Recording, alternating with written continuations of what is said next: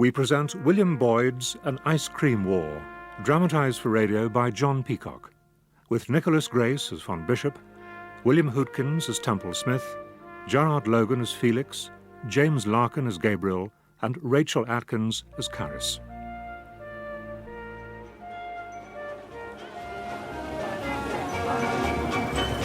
Smith! Ah, hey, Temple Smith!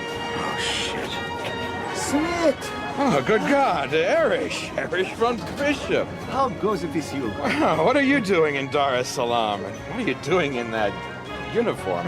I thought you'd left the army. I'm in the reserve. Everyone's been summoned for the arrival of the flotilla.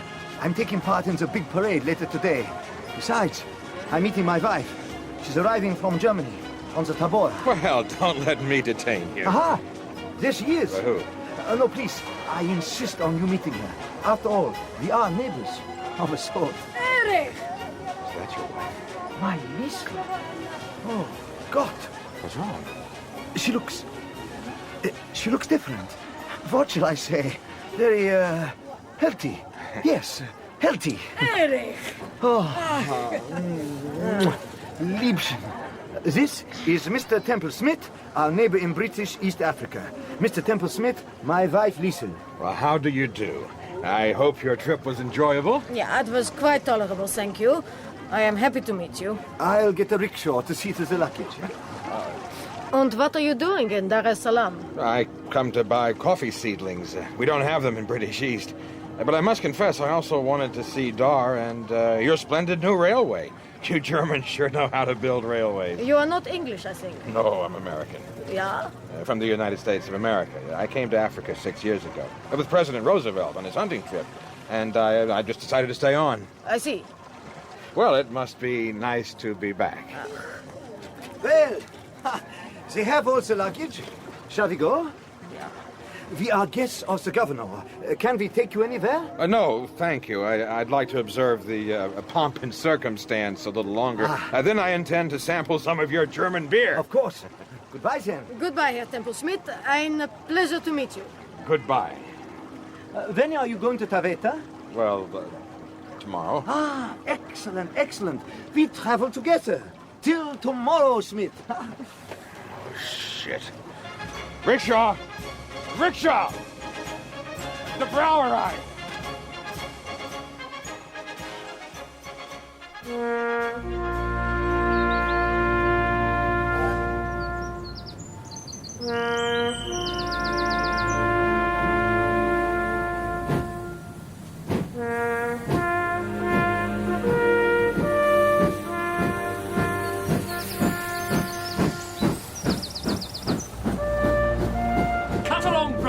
Your motor is waiting. Gabe, you're here already. Looks like an old fellow. Can't miss my own wedding, can I? Ready? Off we go. Right, off we go. How's the army? Boring. How's school? Over, thank God. Next stop, Oxford. Well, when did you clear that with Father? Oh, he doesn't bother about me, Gabe. He gave me up as a bad job years ago. Mother told me he didn't mind. Well, lucky old you, but that shirt won't be popular, I can promise you. Cigarette? No thanks, old chap, not while I'm driving. It's all so predictable, isn't it? What? English summers. You know, hot sun, corn, birds singing, all that rot. Honestly, Felix, sometimes I just can't make you out at all. Never mind. Looking forward to tomorrow? Of course, you idiot. After all, it was me who asked her to get married, not anyone else. And she, that is Charis, is looking forward to meeting you. Oh. Can't think why. I've told her all about you. Right clever Dick, my little brother is, I said. Hey! Watch out, Gabe! Bridegroom and best man in automobile accident. Talking about best man, remind me to have a word later on today. Words of advice from Big Brother. Something like that. Is that how you soldiers mow down Pathans? Or fuzzy wuzzies, or whatever you call them? I may soon be doing worse than that. We all may. What? Raising arms against our fellow man. What are you talking about, Gabriel? The Anglo-German War. It's coming, Felix. I'm sure of it. Do they only take the Daily Mail in your mess? I've never heard such rot. There's not going to be any war. Philip Holland says everyone's having far too good a time to go to war. Don't you think this is the most wonderful time to be alive, Gabriel? Well, I suppose I do. But then I've got my own special reasons. So have I. I think I'd rather be living now than at any other time. Don't you think so? There's so much in the air. Besides, they can't have a war. I'm going to Oxford. Oh, well then, of course not. I'm sure the Kaiser will wait until you've got your BA. Right. Felix, darling, you're home. Mother... Oh, are you well, Felix? Darling, I do like your shirt and tie. Don't you think he looks a little tired, Gabriel? Yes. Do you want to lie down, my dear? No, thank you, Mother. I'm fine. Did you have a pleasant time with the Hollands? You didn't do too much, I hope? Rest assured on that point, Mother. Philip Holland and I do as little as possible. Am I in my own room? Of course. Now, nearly everyone's here. Iseult and Henry and little Charles. Oh, he's in your dressing room. I hope you don't mind. We're so crowded. And Albertine and Greville. Did you see the girls? They're outside somewhere. We're waiting to see Eustacia and Nigel. Do you want to see your father, dear? He's upstairs in his study. Not really. I'll see him at dinner, shan't I? Heavens, such a heat. You fancy a swim, Felix? Good idea, that man. Just let me change. I'll grab some towels.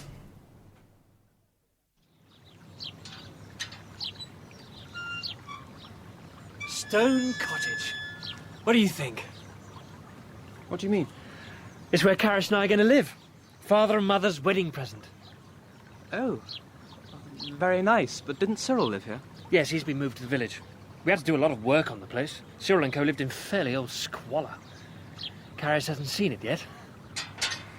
I bet Cyril wasn't too pleased about being turfed out. Who?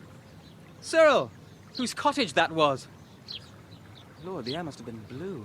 Come on! Cut along, Cobb, cut along.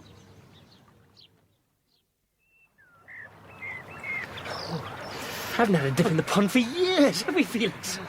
Do you remember that day we pushed Eustacia in? Useless. Father levered us there. Oh, it looks inviting. This pool seems to get bigger every year. I hope there's no country maiden passing by. Whoa! Oh! Superb! Come on, Slowcoat. He's not a bit cold. Jump, Felix! Sleep in. It won't hurt. All right. 3, 2, 1...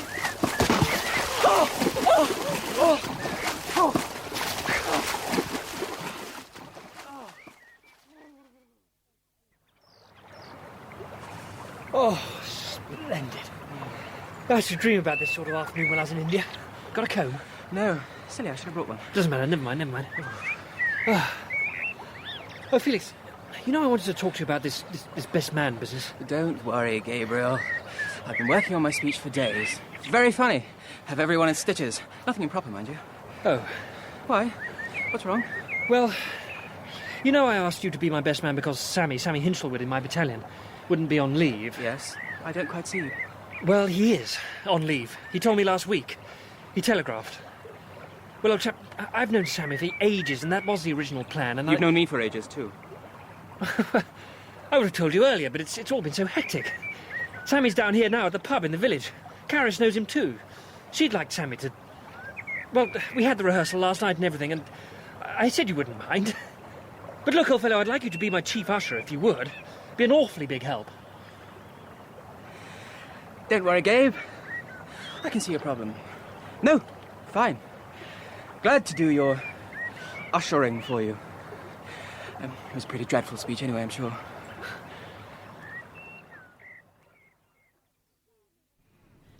Felix, darling, come and sit down. You must be tired after your swim. Should you be smoking? It's all right, Mother. I'll stand with the men. Felix, sherry? Oh, can he have a sherry, Mrs. Cobb, now he's old enough to smoke one? Sorry to have deposed you as best man, Felix. Don't worry about it, Sammy. I was only first reserve, anyway. Good that you could get on leave. Yes, it was short notice. But I'm glad to be around to see Gabbers spliced at last. Sorry, Gabbers? Gabbers! Old Gabbers over there, your bro, Captain Cobb no less. Oh, Gabbers. Yes. Any sign of the Nigel Bathes, Mother? Yes, darling, they arrived half an hour ago. They're getting changed. Pity. Felix. Yes, Henry. Oxford, Felix, Oxford. Yes, Henry? What's it all about, man? What's it all about? Not entering the church, are you, huh? Certainly not. Felix is going out to read modern history. That is right, dear, isn't it? I was so pleased to hear that it was modern. Modern history? I'll give you modern history.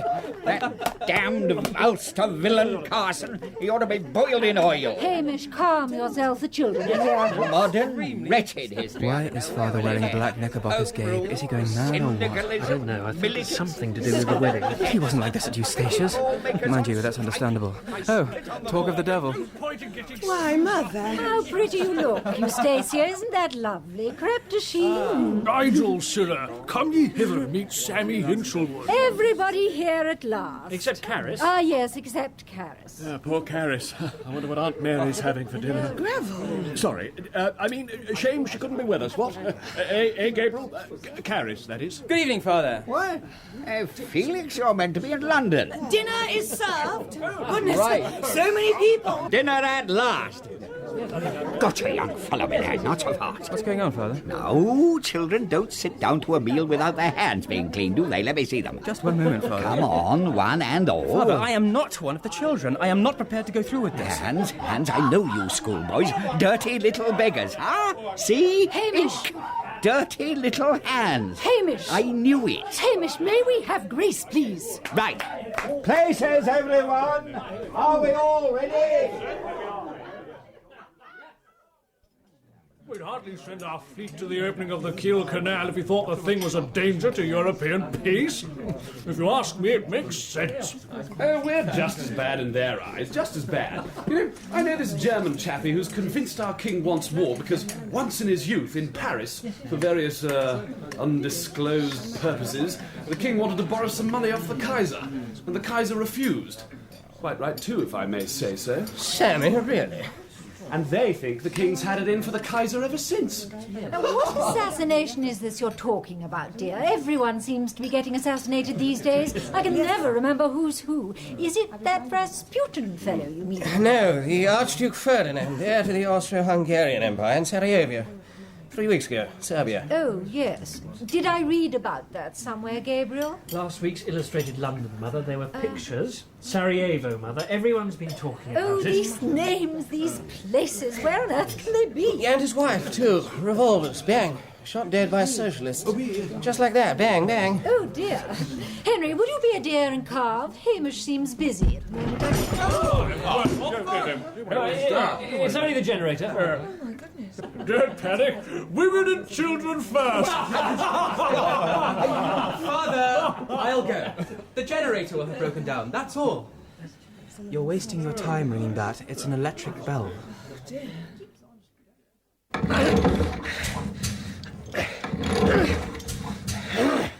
Buggering no good bit of bloody scrap metal. Shit and buggering you. Heap of shite of a world. Evening, sir. Christ! Oh God, it's you, Felix. You. Gave me a bloody fright, oh, Jesus. How are you? Very well.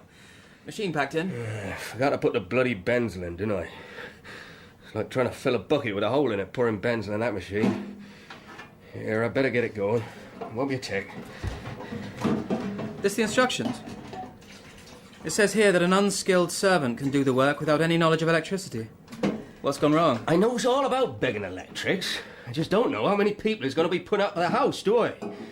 See, it's all lit up like some kind of palace down the drive. Christ, says Cyril boy, if you don't get some sodden benzol in that motor, then battery's going to be flatter than a stepmother's kiss. Look what bloody happens just as I'm topping her up. Bastard.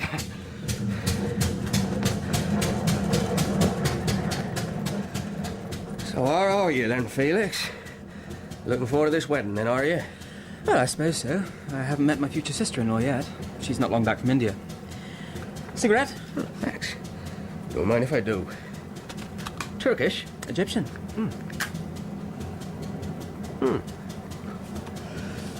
Not bad. I think I'll stick to Woodbine all the same. Now, I met her. Lady came to chuck us out the cottage. Mr. Gabriel, Mrs. Cobb, Miss... what's her name? Miss Lavery. Miss Charis Lavery. Charis, eh? Funny name. No, but she seemed nice enough, though. Very pleasant. Sort of apologising. Suppose she were a bit embarrassed, seeing as our house late. Nice little cottage, that was. Mind you, there are good things about living in a village. Pub, for starters. Yes. Better get back home. The wife will be thinking I've been stopping off rail. See you in church then, Felix. Cheerio. What's she like? I mean, what does she look like? Oh, Miss Lavery. Yes, I was just wondering. Small, dark hair. Looks like a little girl beside Mr. Gabriel. Spoke very kindly. Well, I shall see for myself tomorrow. That's right. Don't half leave a rum taste of sea as yours, Felix. Where'd you say they come from? Africa, was that? Sort of, yes. Africa.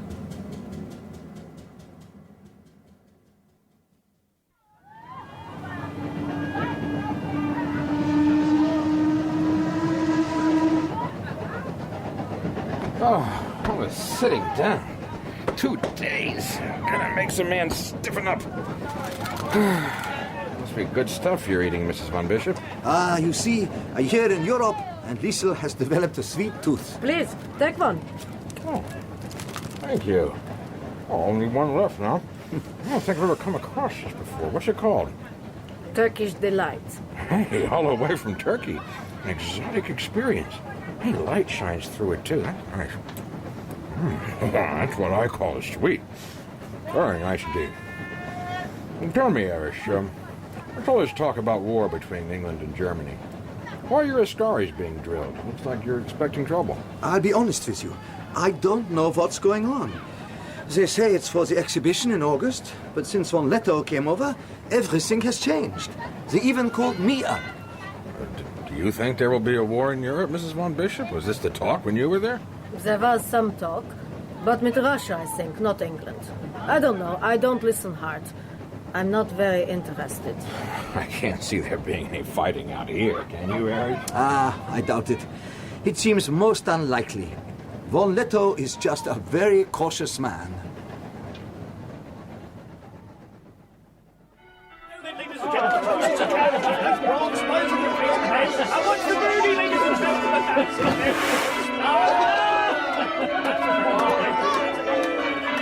Are you walking back to Stagpool, Felix? Ah, Dr. Venables. Yes. Fascinating contraptions, cameras. To think that this day has been captured forever, preserved on light, sensitive paper through the action of silver oxide. Is that right? I don't pretend to know how it functions. I think you're right. Charming girl, I think. Sorry, Dr. Venables. Oh, Gabriel's bride. I haven't met her yet. Yes, that's right. You've been away. Lively, intelligent girl. I say, are you all right, Felix? You look a bit washed out. I'm fine. The walk back will do me good. I think it's something to do with the atmosphere in churches. Well, I'll join you if I may. There was some talk of sending a trap back to fetch me, but I dare say I've been forgotten in all the confusion. So you weren't too enamoured of the service? I think it's ghastly. Not that I blame Gabriel and Charis. It's just that occasions such as these bring out the worst in my family. I'd vowed that after Eustacia had married Nigel, I'd never go to another wedding. They're happy. You wouldn't deny them their happiness? No, of course not. It's just that I don't believe in it somehow. The ritual, the false piety. Hmm? What do you believe in, then? I believe in these. 2 dog roses and a clump of elderberry. Why, Felix, you sensualist, you. Well, at least it's there, visible. I can see them and feel them. One must go one's own way and make one's own mistakes. Deauville? Why doesn't they go to Deauville? It's called a honeymoon, Nigel. Good God! I'm going out for a breather. It's Trouville, actually, just next door. And they're going straight over, being driven to Folkestone, steamer, then a train to Paris, then on to Trouville. Hello. Have you come to find me, Felix? Am I wanted? Charis? Oh, no. I thought I might get a breath of fresh air. We haven't had much of a chance to get acquainted, I'm afraid. It's all been so hectic. In fact, we must soon be off or we'll miss the boat. Gabriel said I should get these. Hip flasks. They might be useful, he thought, if we went on a picnic. Don't let me keep you. Still, I expect we'll get to know each other better. Later. We won't be far away. The cottage. It'll be so nice to get to know you properly. Gabriel's told me so much about you. I say, is everything all right, Felix? Yes, of course. It's been a long day. Well, I mustn't... I suppose I'd better see if Hester's finished the packing. I will look forward to living here. We'll have half the summer left, nearly, the three of us. Gabriel, me, and you. Now I must run along. See you later, before we go.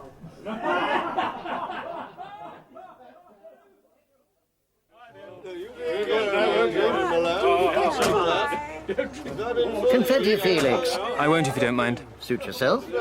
Bye, Felix. Bye-bye.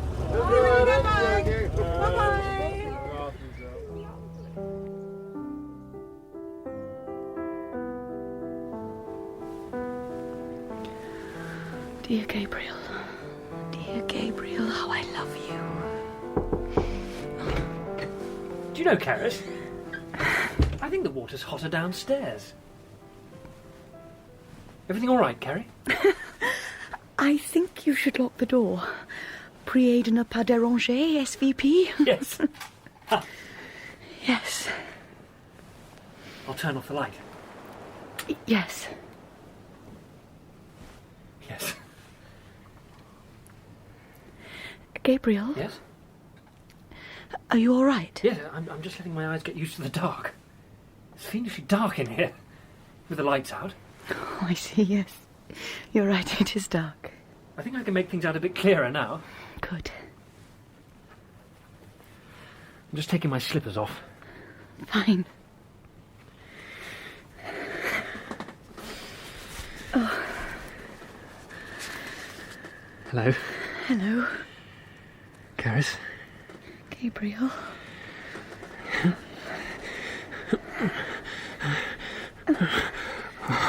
Oh.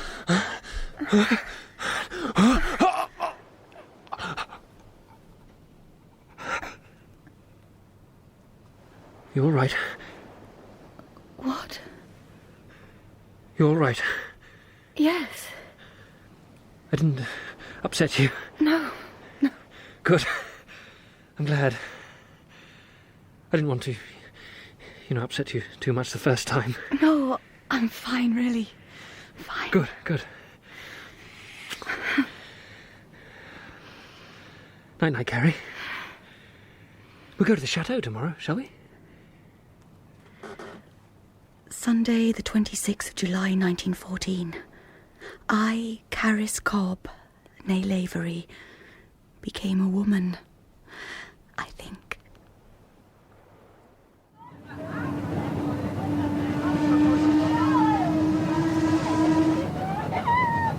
There is talk of banning native shambas and villages from a 5-mile wide strip the entire length of the line. It's such good farmland, and so close to the railway. Sounds reasonable to me. They do it in British East. I only wish my farm was as good as this. Ah! Huh? There she is! Kilimanjaro! Oh, magnificent. Now I know I'm home. We'll be coming into Moshi in a moment.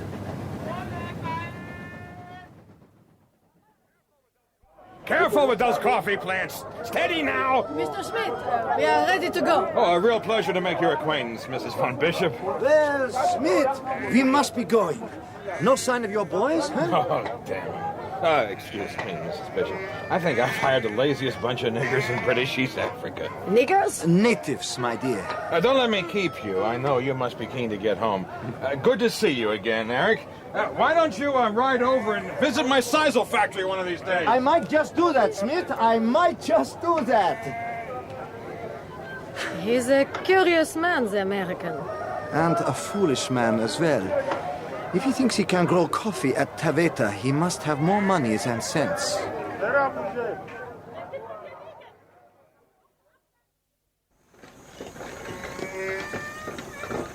Stop, Sala! Wait. Over there. Weech-Browning. Oh, Smith! Pleasant day. Hello? Having trouble? Yes. I bought this bloody mule from a Syrian in Nairobi for 300 rupees, and he assured me the beast was broken in. He trotted out well enough, but then suddenly seemed to go raving mad.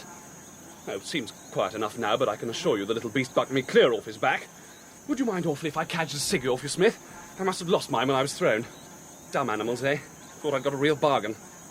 Talking of bargains, what have you got there? Coffee seedlings. Coffee? Sure. Think they'll grow, old chap? Well, we won't know until we try. You've got a point there, I suppose. Where did you get them? Nairobi? Nakuru? No, I got 'em in Dar. German East. Good Lord, how fascinating. Tell me, what's it like? I'm hoping to get down to Dar for the exhibition thing in August. Our consul there was at Cambridge with a cousin of mine. How did you find the War Germani? Ah, it's a nice place. Clean and neat. Efficient, too. Well, in Dar, certainly. But it was like an armed camp. You know, soldiers everywhere. What you'd expect, really. Typical Hun mentality, always marching about. Well, look, Smith, mustn't keep you. Let's hope this beastly thing's more tranquil on the ride home. Don't want to land on my arse again. Come on. Gee up. Seems fine. Oh, by the way, can you drop into Debater and see me sometime next week? Yeah, why? Those coffee seedlings from German East. You've got to pay me the customs duty on them. Tally-o! Ha ha! Bastard. Ow! Damn it! Ow, good grief, that's sore. What's happening? I cracked my knee on that wretched cupboard Oh, thing. let me see. Dear goose. Was that too much to drink tonight, You're a silly boy. Ooh. Stop moaning. It's actually jolly well right. Ooh, not so hard. Kiss it better. Go on. No, I will not. Silly drunken boys get spanks, not kisses. Oh. Naughty. Mummy will be cross. Oh! My God, Gabriel. Oh! Oh, the naughty boy. Oh! A very naughty little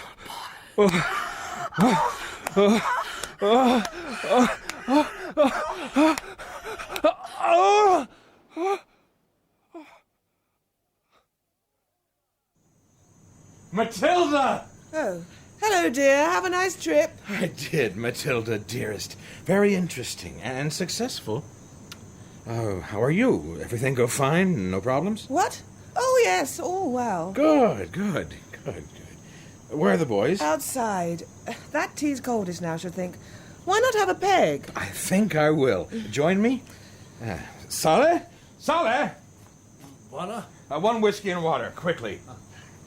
Oh, we didn't see you come back, Papa. Boys! Where did you go? To another country. Guess what? I saw a big battleship and lots of soldiers. Soldiers? Are they going to fight in a war? Did you hear that, Matilda? A war. Don't be silly, Glenway. There isn't going to be a war. Well, at least not here in Africa, anyways, huh?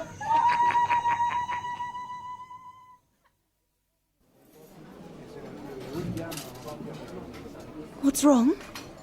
Can't we get the steamer till this afternoon or something? No, there's nothing like that. There was a French newspaper. That chap was giving me a hand at translating. It's just as well I spotted the headline. You know we don't get the English papers until 2 days late. Why? What's going on? Austria's declared war on Serbia. Oh, Serbia! Is that all? Another silly Balkan war? We've got to go home. There's nothing else for it. It's the European war, Charis. We've got to go back. Right now. Today.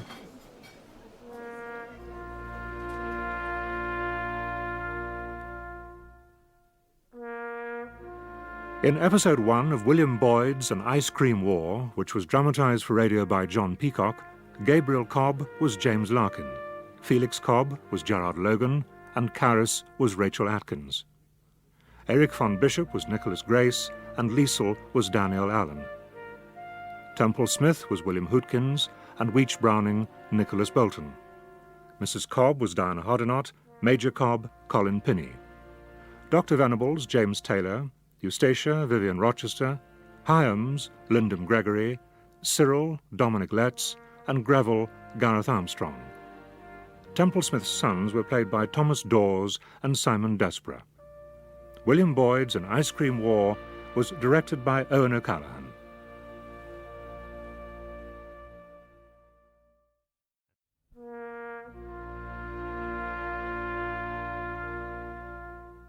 we present William Boyd's An Ice Cream War, dramatised for radio by John Peacock, with Nickolas Grace as Von Bishop, William Hootkins as Temple Smith, Gerard Logan as Felix, and James Larkin as Gabriel.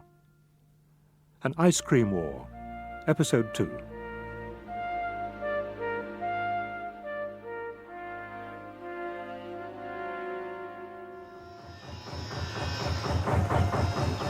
What? But they're dead, Browning. Defective goods. Diseased, useless. You can't make me pay duty on dead coffee plants. I am sorry, but I can. You bought them in Germany. This is British East. I don't know how you can stand it. What? Stand what? The noise, the din, the hellish din. Oh, my sisal decorticator. You get used to it. You don't even notice it after a while. Bad news anyway. It's war. That's all right. I guess I'll pay in the end. Ah, yes. I see what you mean. Yes, you're absolutely right. We'll all pay. Telegraph came 3 days ago. I've been riding around the district since then, letting everyone know. It seems we declared war last week on the 4th. The news has just taken a little time to reach us out here in the sticks. You mean the British are at war? Of course. What do you think I've been talking about? Well, who with? Good Lord, man, who do you think? Our German neighbours over there. The Huns, Charis, Squareheads, bloody War Germani, that's who with. With whom?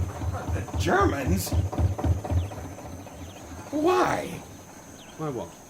Why are the British at war? Oh, God. They didn't actually spell that out in the message. Something to do with mobilising and declaring war on France, I think. Anyway, whatever it was, nothing we could possibly ignore. I see. Damn. How's that going to affect us? I guess they'll close the border for a while. Wait a minute, aren't the colonies staying neutral? Yeah. Good God, Smith. What do you think's going on here? We're at war with Germany, and that includes those swine across the border. We're expecting an invasion any day. Taveta's bound to be the first object of attack. I've come here to tell you to evacuate your farm. Same as I've been telling everybody close to the border. Oh, hold on 1 second. Just hold on. There's going to be no evacuation here. I've got my sisal harvest to process. What am I going to do with no decorticator? Look here, Smith. No, you look here.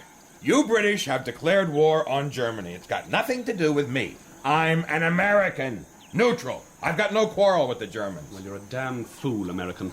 My God. If you'd heard the stories going round. Think of your wife and children, for God's sake. Matilda's English. If you get a company of German Askaris in here, they won't stop to check your nationality. Well, where are the troops? We've got 3 battalions of the King's African Rifles, that's all. Half of them are up in Jubaland, the other half will have their work cut out defending the railway. You can't expect them to go running after every crackpot American. No, just a minute here. Look, I've got my orders to pull back to the railway at Voy at the first sign of attack. Now, that's my advice to you. I'm staying with my police askaris at Taveta. But, Smith, believe me, this is official advice. It's just not safe. I'll be fine. Don't you worry. Very well. Look, it'll only be for a few months at the most. They say there are troops coming from India. Once they're here, they'll tie everything up in no time. But just at the moment, we're a bit stretched. Look, I'll give it some thought, huh? Let me think it over.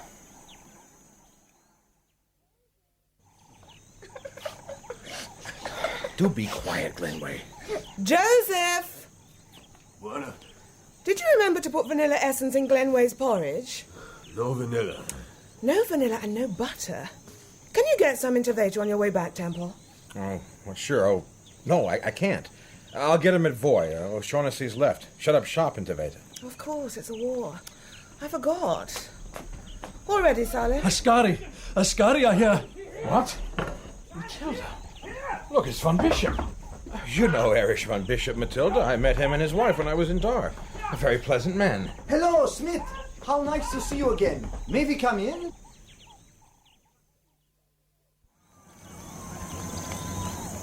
$1,600 of sisal up in smoke. 2 months' work. What happens now? I am sorry about all this. We have orders to commandeer any transport and fire all crops. What?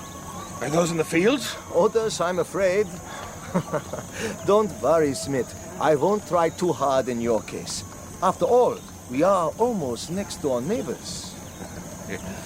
Hey, get away from there! Papa! Go inside, Glenway. Help your mother pack. What are those men doing? My God! No! No! My decorticator!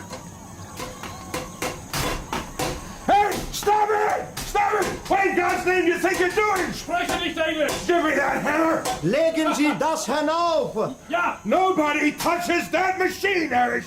Heraus, los! So, this is the factory you told me about. Very impressive, I must say. Is it economically viable, though, with such a small acreage? I think there's a lot in favor of producing your own fiber from the crop independently. Look out there! He's ripping out the trolley lines, for God's sake!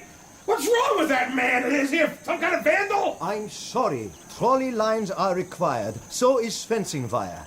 You're lucky. Lucky? You have no wire fences. Oh, yeah. I'm a lucky man. Well, fortunes of war and all that. I suppose you're right. What? Yeah, you're right, Erich. Fortunes of war. Could you provide me with an affidavit or something so I can prove things have been commandeered? For future reparations. Yes, of course. With pleasure. I'll get one of my officers to make a note of everything taken or destroyed. Just don't touch the decorticator, that's all. My future's in that machine. Otherwise, I'll come all the way to Dar to get you. We have our own decorticators, Smith. We don't need yours.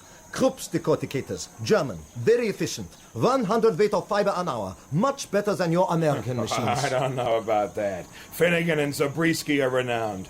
Everything's ready, Buana. The buggy's loaded. Thank you, Sade. Krupp's, did you say?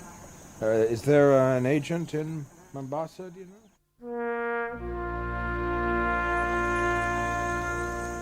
Smith, here's your affidavit. Everything listed. Thank you, Erich. Don't worry, Sade. Keep an eye on the place. Look after the farm and the decorticator. We'll be back in 2 months, huh? There. Goodbye, Smith. Mrs. Smith. I am so sorry we had to meet under these circumstances. Yes. Remember, look after the machine. I'm holding you responsible. Auf Wiedersehen. Criminals. Matilda, if you're going to sit with your head in a book all the way to Voy, I shall get very angry. When are we coming back, Papa? Soon. Very soon indeed.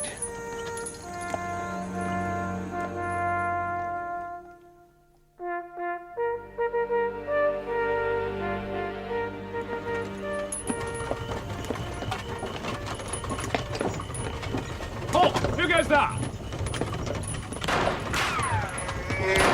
Whoa! Well, get down! Friends! Friends! Oh, cease fire! Friends! Cease fire, you bloody fools! Smith? Yes? Thought I recognized your accent. Sorry my men were a bit premature. Trigger happy is the expression in your part of the world, I believe. Gave the children a fright, I expect. Oh, evening, Mrs. Smith. Sorry about all this fuss. Weech-Browning here, late of Taveta. Stupid, dumb idiot! You could have killed us! Steady on, old chap. You could have been the War Germani for all we knew. No harm done anyway, thank goodness, that's the main thing. Come across any Huns by any chance? Yes. They threw us off the farm this morning. Set fire to the crops. My God, the swine. Can't say I didn't warn you. They didn't take a prisoner, though. That's a bonus. Listen, are you going on to Voy? Can I get a lift back with you? My dear fellow, no can do. But I'm a refugee. I'm a victim of German war crimes.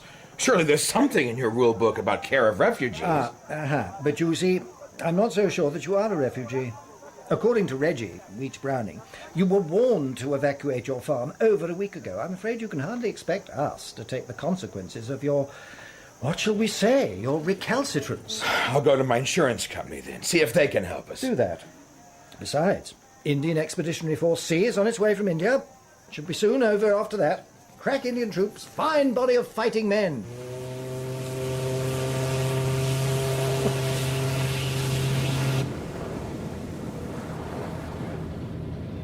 Dear Father, I may as well give you this horrid secret, as by the time this letter reaches you, the news will have become stale. But we are going to take over German East Africa.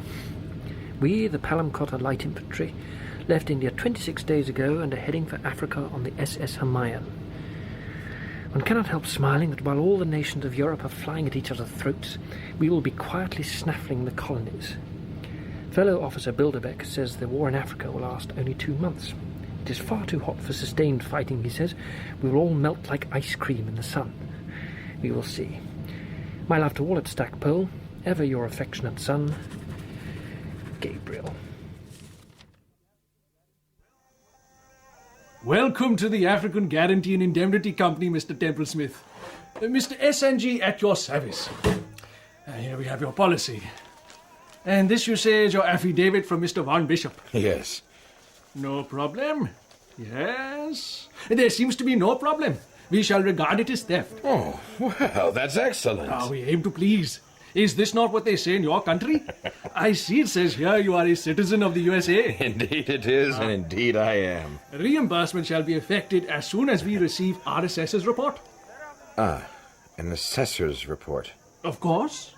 Oh, simply a procedure. It's not a question of doubting you, Mr. Smith, but you can hardly expect us to take the word of our sworn enemy, Herr Von Bishop. You're right, I suppose. But my farm is now occupied by the same enemy. It is, as you might say, behind enemy lines. Alas, this war causes endless inconveniences. At least I think it's behind enemy lines. Von Bishop might have just taken what he wanted and left. But supposing the enemy has withdrawn, would your assessor be prepared to come with me? I mean, who is your assessor, by the way? It is I. We are very short-staffed at the moment. The international situation, you understand? Oh, would you come? Oh, naturally. At the African Guarantee and Indemnity Company, we aim to please. Don't you think you're going a bit far, Smith? I mean, good God, there is meant to be a war on, you know. You can't just swan up to Heinrich Hahn and say, "Look here, old chap, any chance of a ceasefire while we carry out an insurance assessment?" Normally I'd agree, but I know Von Bishop. He was practically a next-door neighbor. He's British, too. Was British. Damn bloody traitor. He's a farmer. He'd understand, I'm sure. If, that is, he's there. For all I know, the place may be deserted. After all, Mr. S&G and I aren't soldiers. We won't be there long. Mr. S&G says it's only a formality. Precisely, a mere formality. Well, I don't know. I mean, we are meant to be at daggers drawn. Mind you, there hasn't been a shot fired in this area since my old bearer got it in the neck. Got it in the neck? Ha! Not bad, eh? Tell you what, we've got these volunteer chaps with motorbikes, East African Mechanical Transport Corps. I take one out and drive up the road to Taveta once in a while, bit of scouting. We could get one with a sidecar. If all three of us tootled up the road, I could drop you two off a few miles away. You might even do a bit of spying while you're about it. Oh, sure we will. Oh, capital, capital. Right. First thing tomorrow morning?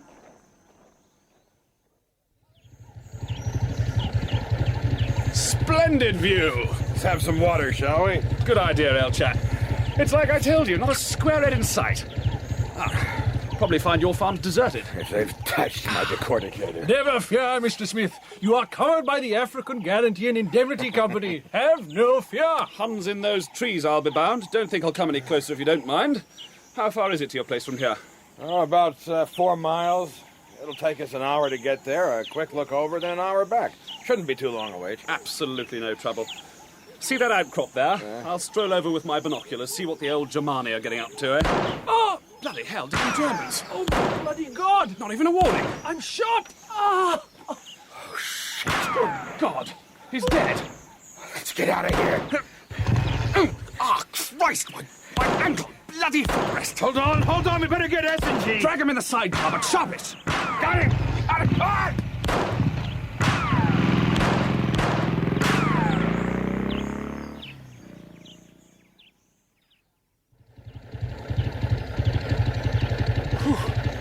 Damn good shots, those fellas.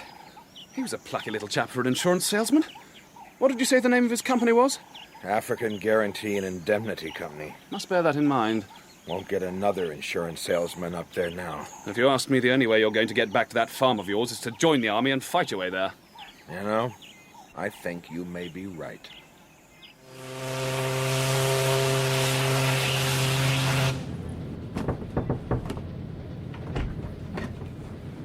Just packing up my kit, Cobb. I've been summoned over to the Fox and Rajputs. They'll be landing first. Do you know where we're going, Bilderbeck? Dar es Salaam? Shouldn't really tell you, but, no, it's Tanga. A port to the north of Dar, starting point for the northern railway that runs up to Kilimanjaro. Are we invading Tanga? Well, that's the idea. It's the first invasion of a hostile beach for 40 years or thereabouts, and they pick this lot. There's another problem, though. It seems that the Navy made a truce with the German governor at Tanga at the very beginning of the war. Now, the Navy are insisting that we must inform the authorities there that belligerent hostilities are going to be resumed. They feel their dignity demands an official cancellation of the truce. An official cancellation of the truce? Good Lord. Isn't that a bit... I mean, won't the Germans know that we're going to attack? Of course they will. Of course they will. Try telling that to the Navy. See you in Africa, Cobb. My dear Gabriel, the news from France is most depressing. Your father says we have lost a battle at a place called Mons. He has pinned a large map on the library wall where the entire household is invited each day to hear the latest news of the fighting. Charis is well, despite a cold. She was so sad after you had gone, but has buckled down with a will, helping to collect provisions for the poor Belgians. From reliable information received, it appears improbable that the enemy will actively oppose our landing on the beach at Tanga. We start landing troops the day after tomorrow at 1800 hours. Dear Gabe, you will have heard from Mother I am not to be called to the colours due to my poor eyesight. Such a disgrace. Father practically accused me of arrant cowardice. It was pointless of me to remind him that there are so many volunteers that anyone not 100% fit is turned away. Cyril, of course, was snapped up. I've never seen anyone looking so pleased. Holland was also rejected by the army. We are going up to Oxford together. Your dear wife remains in the cottage. Company A, Pelham Cotter Light Infantry, led by Cobb, will be the first to go ashore. Lighters will leave the Humayun at 1600 hours. My darling Gaby, how I miss you. Our little cottage seems so quiet and empty. I want my big, strong boy back beside me and to take me in his arms. You will be careful, won't you, darling? I want my Gaby back in one piece, so don't go trying to be a hero. Let's see the map again, Gleason, before we jump into the briny. What's this mark? It's a railway cutting between the landing beaches and Tanga. There'll be bridges over it, I think. Should be anyway. Anyone know what the country's like beyond the beach? Someone's put rubber down here. I assume that means rubber plantations. Are the North Lancs landing on our beach? I don't think so. They're around on the other side of the headland, Tanga side, Beach C. No, sorry, Beach B. Actually, it's Beach C, I think. In fact, as they're regular British troops, aren't we meant to be landing with them? It's Beach C. You sure? I thought the Colonel said we land here, Beach A. Listen. That must be the Rajputs. Landing now. Right, Cobb. Get A company landed. Report to the beach officer at our assembly point. You should be able to wade ashore from here. Off you go, Gleason.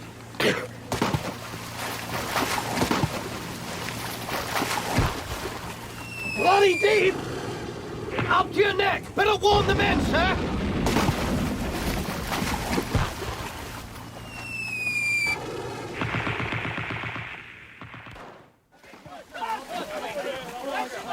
And who in God's name?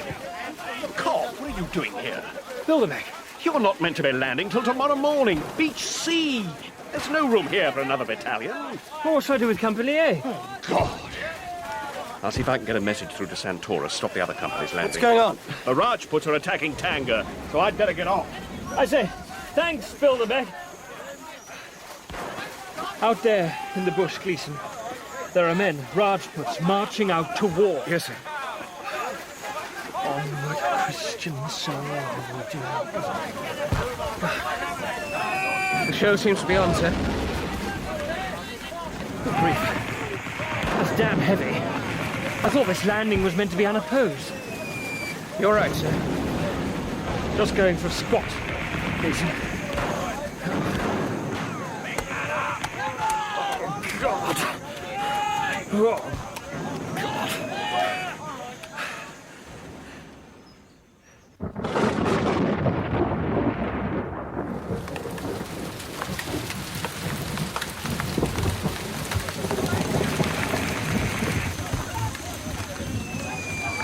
My Christ, you all right, Cobb? You look dreadful. Tummy upset, that's all. What's happened? A bloody shambles, that's what.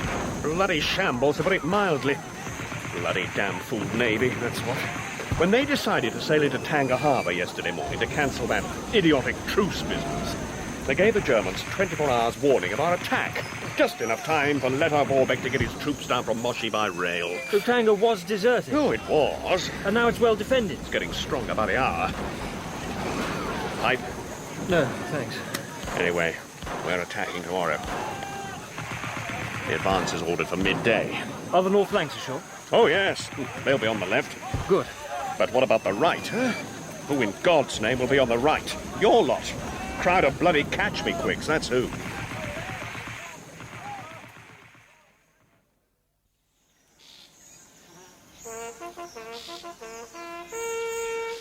That must mean we advance. Ready, Gleason? I think it'll go off all right. The attack, I mean, not my gun. That's the first time you've seen active service? Yes, sir. Me too. We'll be all right, Gleason. Company A! Advance!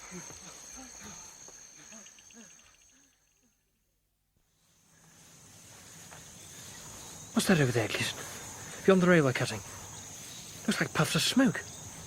We're being shot at. There's no sound, sir. Halt! Look, over there, Gleason. The air's thick with bullets. There's no sound of firing, sir.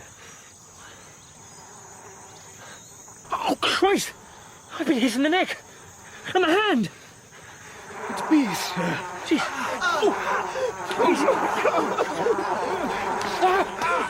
I'm practically being stung to death. Look! Over there. It's bloody native beehives. Come on! What? Back. The ditch! Into the ditch!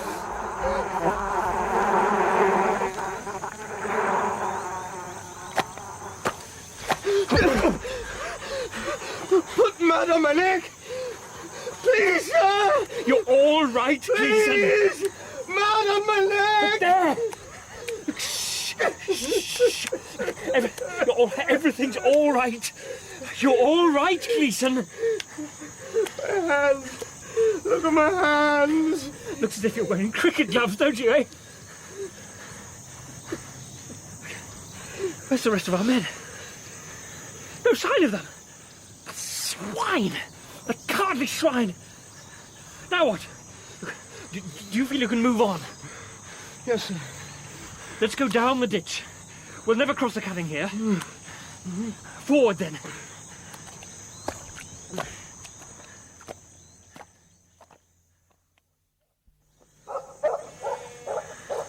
We're in the town, I think. What time do you make it? Somewhere I've lost my watch. Almost 4, I think. Can't see my watch face. It's covered in mud. Stopped at 3:10. Look. The north flanks are across the cutting. What should we do? Let's go and join them, yes? Right. Who are you? Yes? You speak Indian? Oh, sorry, sir. It's them bleeding niggers in Kashmir Rifles just down the road there. Every time we show our faces, they bloody shoot at us. I speak Hindi. Talk to them, will you, Lieutenant? Sir. There's quite a fight here, judging by the number of bodies. Yes, sir. We had the signal to fall back. They got jerrys in every bloody house, but those daft buggers keep shooting at us. They're guarding the bridge back across the cutting. None of them speaks English. What happened to the lieutenant, sir? His face, if you'll excuse me asking. He was stung by bees. My whole company was attacked and driven off. By bees? Yes, millions of them. Squareheads, eh? Bloody amazing. They think of everything. Down, sir!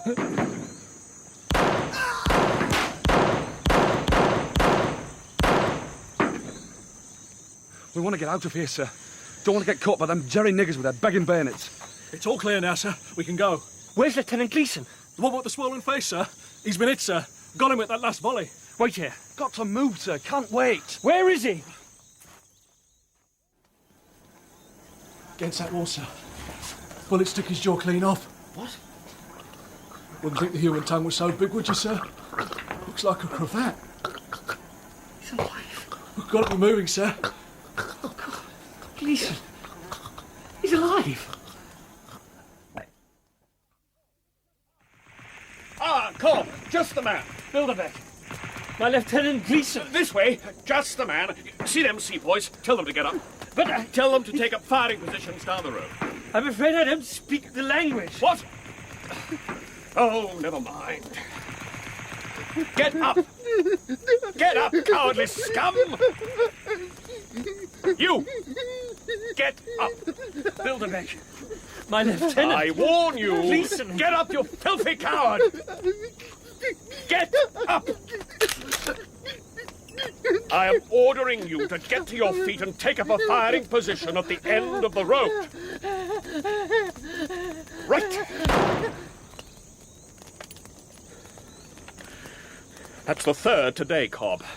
Bloody day. Everybody ran for it. You should see the beaches. Mass panic, people swimming out to the lighters. Disgusting. What's going on? Well, we've been well and truly cut to pieces on the left. 50% casualties in the 101st Grenadiers. The line's in tatters thanks to all the bloody cowards who ran away. Tanger's far more defended than we thought. Every building's a blockhouse. It's all gone wrong. Even our general's got no spunk for a fight. I suppose I should try and get back to my men. They'll be all on the beach by now. You might find some of your men on the left of the line by the cemetery. There's a mixed lot of North Lancashire Grenadiers around there. Go back down the road, take the first track on the right that's marked with a red and white stake. That'll take you along to the cemetery. I'd better get back to headquarters. See you later, Cobb. Pick up Hockley on your way. He'll show you.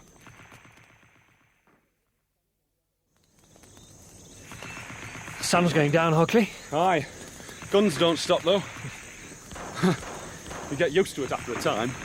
No worse than birds. That looks like an outpost of our line over there. Sir? You know what I feel like, Hockley? No, sir?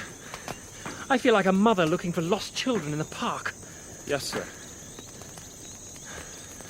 Look, sir, they look like African troops, sir. They're wearing khaki and those, tarbooshes. They've seen us, anyway. Must be the King's African Rifles. They're coming towards us. But the KAR weren't in the expeditionary force, sir. Halt! Oh, God, sir! It's the Jerry niggers! Run, sir! Faster! Faster! Faster! Faster! What? Oh, don't stop, sir! Go on! Faster! Faster! Faster!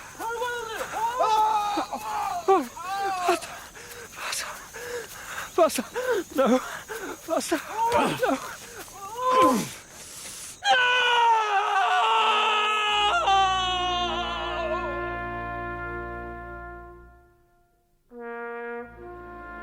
In episode 2 of William Boyd's An Ice Cream War, which was dramatised for radio by John Peacock, Temple Smith was William Hootkins, Weech-Browning, Nickolas Boulton, and Eric von Bishop, Nickolas Grace. Liesl was Danielle Allen, Matilda, Vivienne Rochester, Hammerstein, Philip Anthony, and Bilderbeck, Gareth Armstrong. Gabriel was James Larkin, Mr. S&G, Lyndon Gregory, and Coots, James Taylor. Gleason was Dominic Letts, Mrs. Cobb, Diana Hoddinott, and Felix, Gerard Logan. William Boyd's An Ice Cream War was directed by Owen O'Callaghan.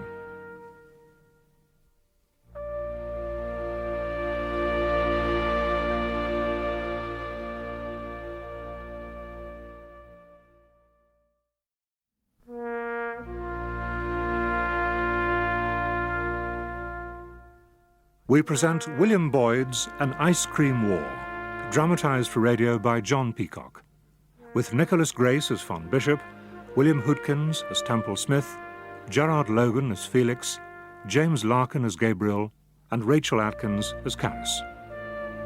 An Ice Cream War, Episode 3.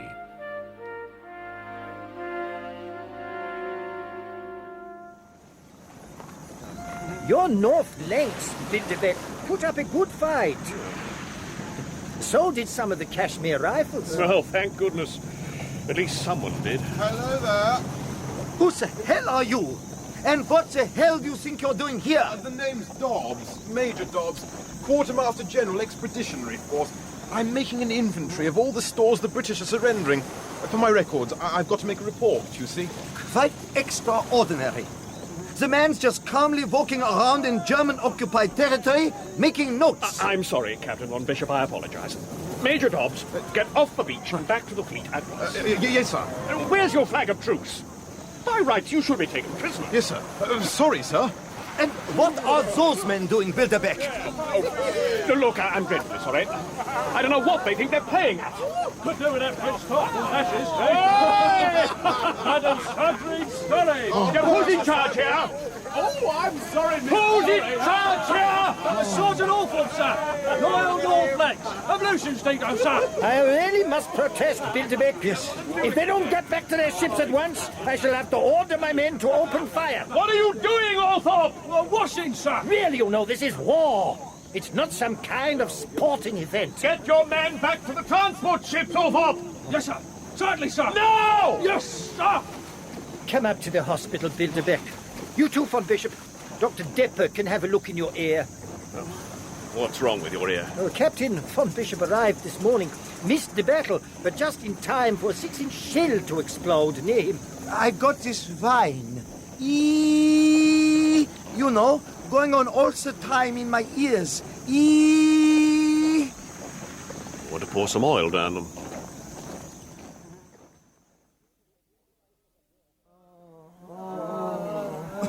Here you are, Bilderbeck. A list of your wounded prisoners of war. They're all here. Let me look in your ears, Captain von Bishop. Yes, I can see nothing. Captain Cobb, Gabriel Cobb, he's on your list. How is he? Captain Cobb? Oh, yes. Very bad. Severe bayonet wounds in the lower abdomen and badly injured leg. In that bed over there. You see anything, Dr. Depper? Your ears are full of wax. I can't see anything. Come back tomorrow and I'll clean them out. Maybe I can get a better view. About Cobb, Doctor. Critical, I'm afraid.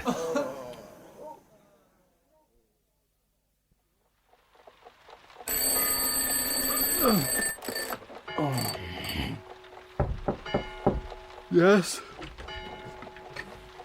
Morning, Mr. Felix. Oh, it's you, Sprout.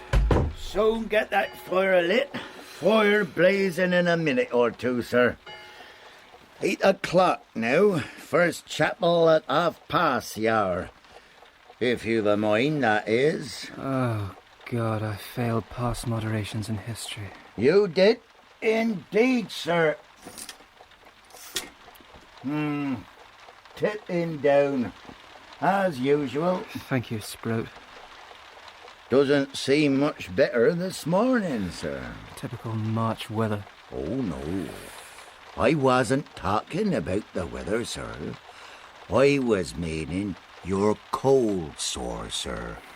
And your lower lip, sir. I know where it is, Sprout. Seems to have had some kind of suppurations in the night. Some sort of transparent oozings, I'd say. Would you, Sprout? I've got a friend who swears by this lotion, sir. Says he could get it for me cheap, like, round about 2 shillings for a small bottle. No, thank you, Sprout. No, thank you. The Oxford magazines arrived, sir. Just put it down, will you? Bad week, sir. Harold Albert Talbot, exhibitioner of the college. Nice chap, quick, thoughtful sort of person. Died of wounds at a place called Neuve Chapelle. Lord, here's another. Thomas Percy Gruby. Rode in the first 8 in 1904, if I'm not mistaken. Got a 4th in Literary Humaniores. Well, sir, if that'll be all... Yes, Sprout, that will be all.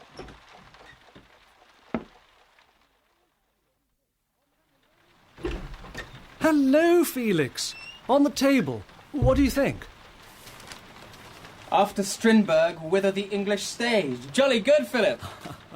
Oh, thank God for the vac. I can't wait to get back to London. I'm worried about Enid. I think she might be having an affair with this artist she's posing for. In the nude, you can see it would be difficult to fight off any advances. Doesn't she mind? What? About, taking her clothes off in front of a complete stranger. But I can't imagine how an artist could simply stand there calmly painting while a naked woman poses 6 feet away. She gets paid for it, Felix. It's her job. I know, but I still can't see... My dear Felix, not everyone is as frustrated as you. Are you sure about that? No, perhaps not. It's a point, though. It's almost the done thing for an artist to have an affair with his model. Oh, yes, talking about artists, I got a note from Sis. From Amory? Yes. She's having an exhibition at her art school, and she's giving a little party at her flat and then on at a club. Why don't you come along? 29th of March, come and stay. Thank you, Philip. I'd love to. I'll have to go to Stackpole first.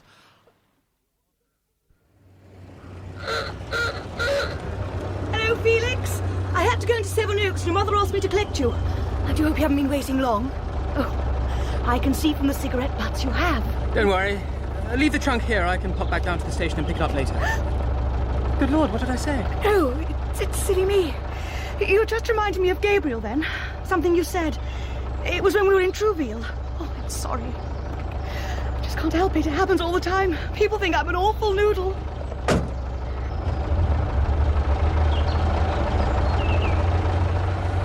Has there been any news about Gabriel? No, we don't know where he is. But all his things have been sent back. They arrived last week. There's a letter for you. I've got everything at the cottage. Would you like to come down and have tea later? I wanted to ask you something. About Gabriel. Of course. About 4:30?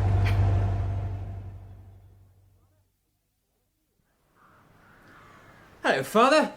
Good to see you. You're looking well. I know your type. I suppose you think this is some kind of health spa. What on earth is he on about? Is he all right, Mother? He's been terribly upset, my darling, about poor Gabriel. I think it's to do with the nature of the wounds, you know. The bayonets seem to bother him awfully. Says he dreams about it, can't get it out of his mind. Anyway, here we are, home again. Sit down, darling. Now tell me, are you well? What's that dreadful sore? You look a bit pale, darling. Promise me you're eating properly.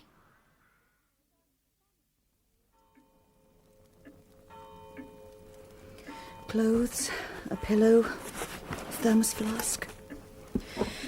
He left all these on board his troop ship. I've not got anything he actually had with him when... No, I see. Do sit down. Have a look at these letters, Felix. I don't mind. One of them is addressed to you. They were all loose sheets. None had been posted. Dear Felix, we are on our way. Do you remember our talk about the European war? I never thought I would be fighting on the dark continent. I've been at sea for weeks. We had to sit 16 days in harbour before the convoy sailed. Life on a troop ship is extremely boring, but I have become quite an expert at deck quoits. I was sorry to hear that your eyesight let you down with the OTC. Never mind. Keep trying. Old Gabe wasn't exactly the world's greatest letter writer, was he? And there were these. But... They're all the same. My darling Charis, our ship is still in Bombay Harbour. Sorry not to have written before, but if... Darling, how I miss you. This war... My darling Carissimus, I do hope. The greeting, the beginning of a line, then blank. Not one of them finished. What do you think it means? I wrote to him every day. I never had a single letter in reply. You know, Gabriel, he probably couldn't express himself. He may have been terribly busy. You just can't tell. But he wrote to you. Your father had a letter. Sammy Hinchelwood got a postcard from Bombay. Why couldn't he write to me? Well, he wanted to, clearly. At least he started to write. He probably wasn't sure of... Oh, there. Gabriel wasn't the most articulate of people. He'd probably never given thought as to how to express his feelings. I'm sorry. I'd sworn I wouldn't cry. Oh, thank you, Felix. Oh, nothing. You're right about Gabriel. That's what I thought too, but you know how it is. You need to hear it from someone else. Yes, quite. He was extremely fond of you. Is extremely fond of you. I'd better be getting back. I'll see you tomorrow, probably. I'm always over for luncheon. Well, thanks again, Felix. I've been so miserable, you know. I feel a bit better tonight.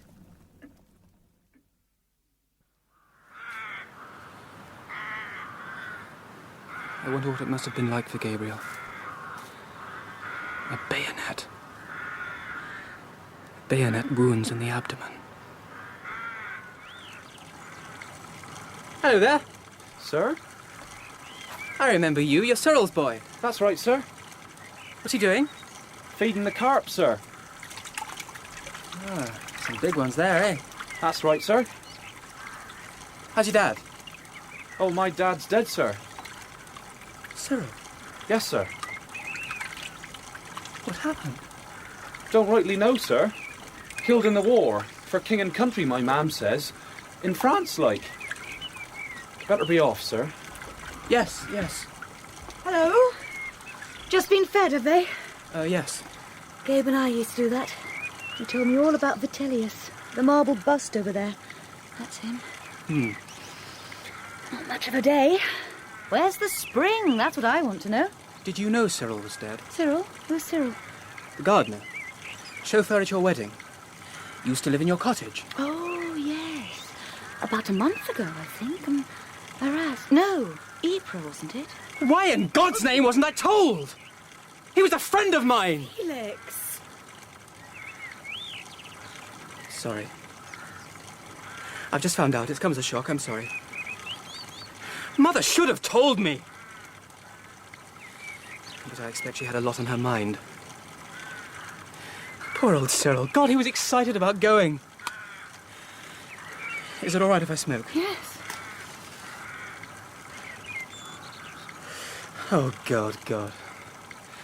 Philip's right. Philip? Philip Holland, he's a friend. You remember I stayed with him last summer? Oh, you were at school together? Yes. I shall be seeing him soon, I'm glad to say. He's asked me up to London. Oh. Is there something wrong? Didn't your mother write to you? No, she couldn't have. It's my birthday on the 29th. She's having a dinner party for me, perhaps a little dance. We were expecting you'd be there. I think a lot of the family are coming. Well, couldn't you postpone your visit to your friend just until after the party? We thought that you could act as my partner, Gabriel not being... I'm so sorry, but I can't. I'm afraid it's impossible for me to change my plans.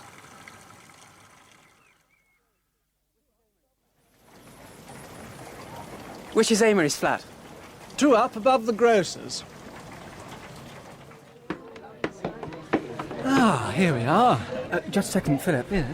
Over here, in the light. What does my cold sore look like? It doesn't look too bad, does it? Not too obvious. Oh, hardly see it. What, because of the light or because... Oh, Philip! La petite frère has arrived. Chianti or punch? Oh, Chianti, please. Right. Hey, Amory. Philip, darling. Amory. Hello. Who are you? Have you come with Philip? Yes, Amory, Philip, I think it's most rude of you not to introduce your friends. Oh, do leave Philip alone, Pav. This is Felix Cobb. But you've met him, Amory. And Felix, this is Pavliensky something or other. The great artist. We all call him Pav. You have a splendid sculpt. I am liking to draw it. Oh, yes, thank you very much. Oh, look, there's Enid. Come and meet her, Felix.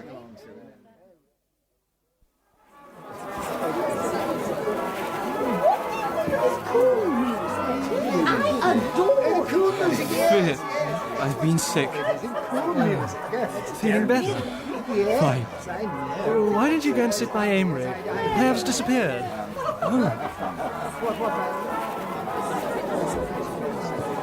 Will you smoke, Amory? All right.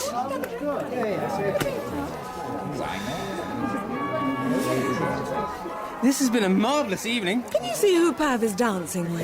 You have a charming, pied-à-terre. What? Your flat.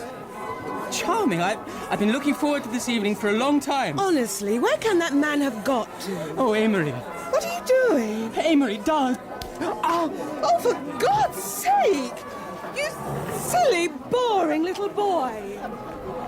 Amory.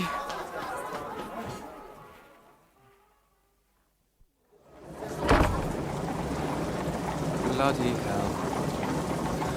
Now what?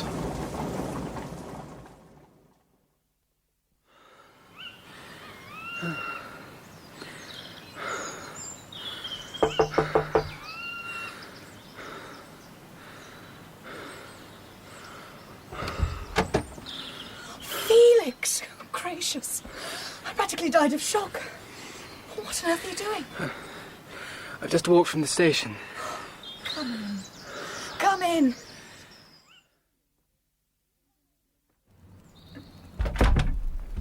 Caught the milk train. Oh, London not all you expected. You could put it that way. Have some tea. You look miserable. If you don't mind, I'll take my shoes off. They're sopping. Go ahead. How was your party? I wish I'd stayed. It was all right. I couldn't sleep, which is why I'm still dressed, if you're wondering. I went for a walk down by the pond. Gabe and my's favourite place. Who was at the party? The Hyams, some people from around and about, and Sammy Hinchelwood. Oh. How was Sammy? That's why I couldn't sleep. Sammy was... How shall I put it? I think the kindest way would be over-gallant. Good Lord, Sammy Hinchelwood.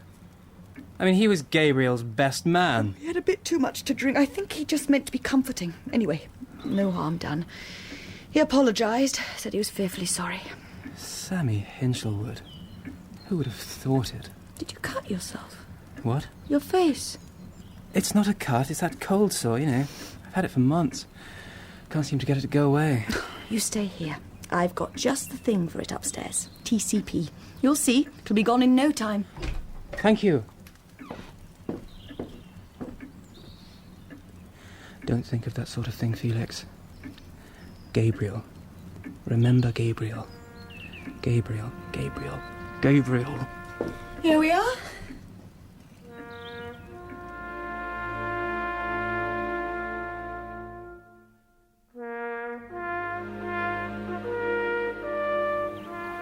Your crutches, Mr. Cobb. Thank you, Dr. Debbie. Dankeschön. Excellent. An accent of first-class quality.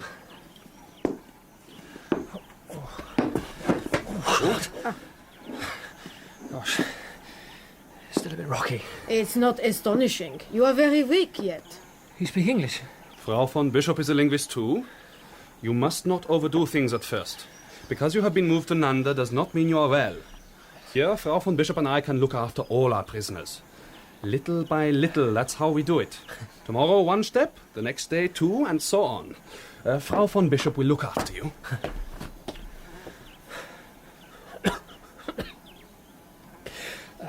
Excuse me.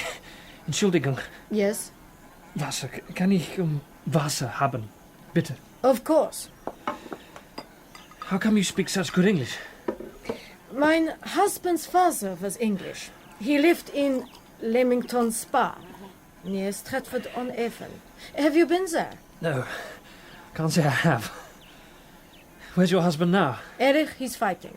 Against the Germans? No. He's a German now, for many years. He's fighting against you. Oh. Perhaps you could teach me German. Why do you want to learn German? Well, I might as well make some use of all this. Get something out of it, at least.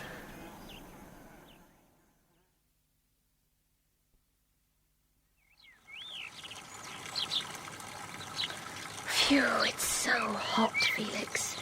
Beastly hot. Do you think it's as hot as this in Africa? Charis, I have to say, I can't... Felix, really? I'm so sorry. I'm sorry. I know it's disgraceful. Please forgive me. I couldn't help myself. Well, let's forget it. All about it. Too much sun. Too much in the sun. Driving you mad. Let's feed the carp. Look at those fish. Oh, wouldn't it be lovely to be a fish today? All cool and wet at the bottom of the pond. swimming about without a care in the world.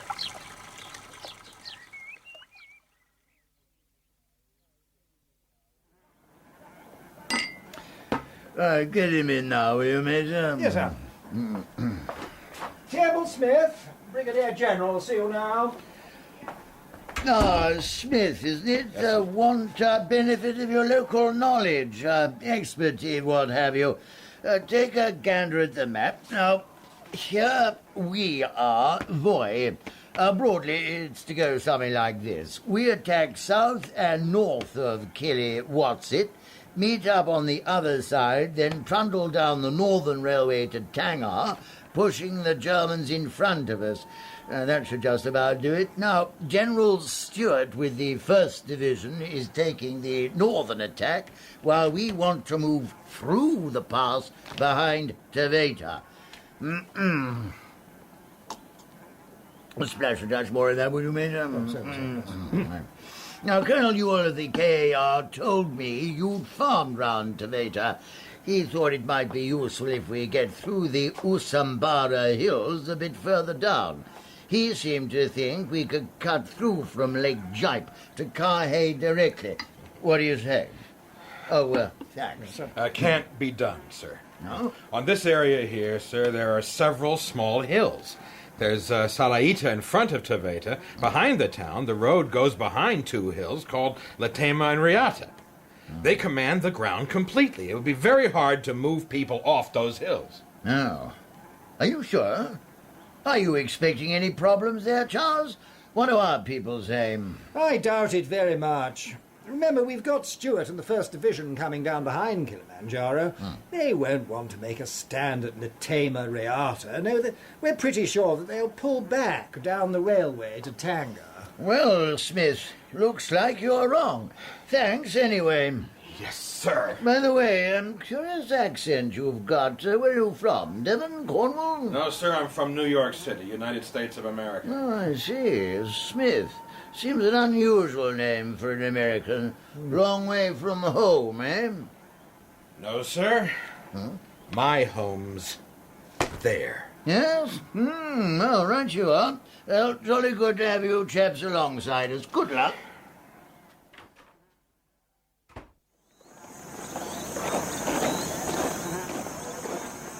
Smith! Oh, no. I say, come and have a look! Weech-Browning. Over here! Do you know Flying Officer Drews? How do you do? He's going to fly me over to Salaita, see what Jerry's up to. Good idea, yes? Yes. Say, could you fly over to Smithville? It's not far. Oh, you could... Sorry, old boy. Fuel problems. That's right, Drews, isn't it? That's right. But I tell you what, I'll have a squint through the old binocs, see if the place is still standing, eh? Amazing machines. Wonderful sensation when you're up in the sky. Feel like a god. You should try it, Smith. Oh, you've been up before? Who, me? No. First time for everything. Hey, Drews? No, I read about it in some magazine. All aboard, Skylord! Did you see Mulberry? Who? The district commissioner. Oh, yes. Jolly good. They seemed in a bit of a wax about this customs duty coffee plant business. I had to hand the whole affair over to him.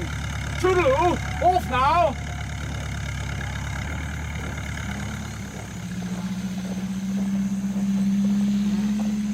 Too hot. It's too hot today. They'll never get up. What? I said it's too hot. Oh. See? She's coming down. I told you they should have waited till this evening. Oh, my Christ! The gully! The gully! Get it up!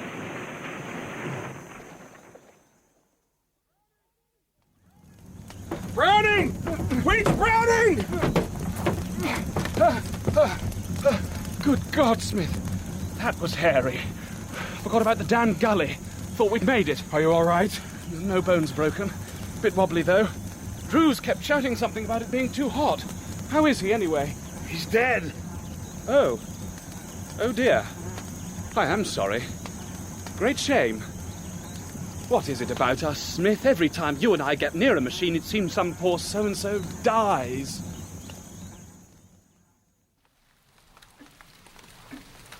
I know, Felix. Tomorrow, let's go for a walk and a picnic. The last one before we go back to Oxford. but I might not be able to control myself. You shall only go if you promise to behave. I swear.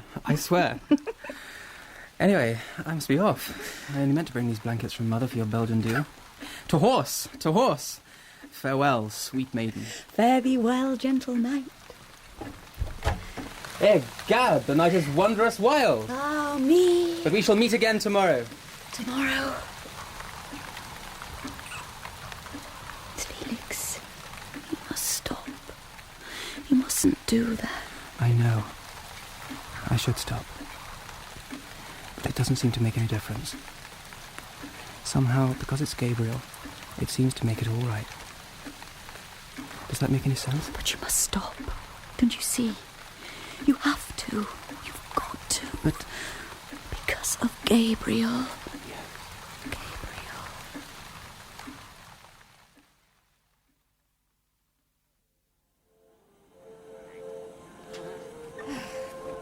Is the bath ready, Kimmy? Water ready now, Mem Sab? Yes, pour, Kimmy. There's the soap. No soap left? I'll bring some from the hospital tomorrow. Go on, more water. Shall I close the curtains, Mem Sab? That's not necessary.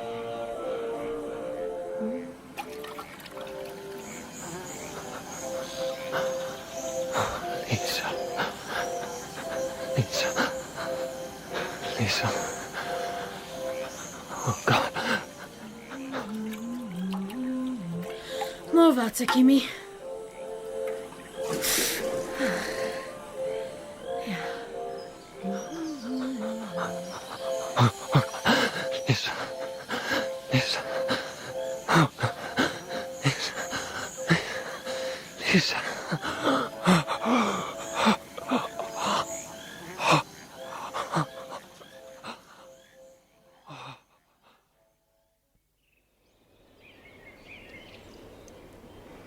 Charis. You're awake. Sorry. I didn't mean to wake you. You didn't, Felix. Breakfast?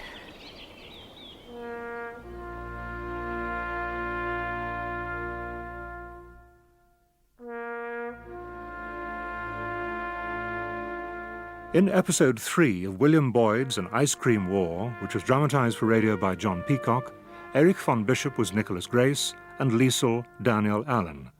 Temple Smith was William Hootkins, Teague James Taylor, Hammerstein Philip Anthony, Bilderbeck Gareth Armstrong, and Weech-Browning Nicholas Boulton. Mrs. Cobb was Diana Hoddinott, Major Cobb Colin Pinney, Gabriel James Larkin, Felix Gerard Logan, Charis Rachel Atkins, Amory Vivienne Rochester, and Holland Lyndon Gregory. William Boyd's An Ice Cream War was directed by Owen O'Callaghan.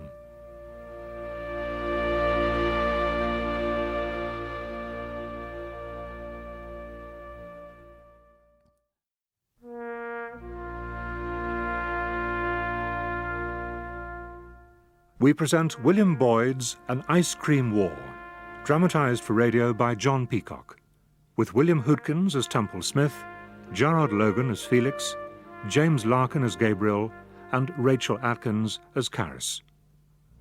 An Ice Cream War, Episode 4.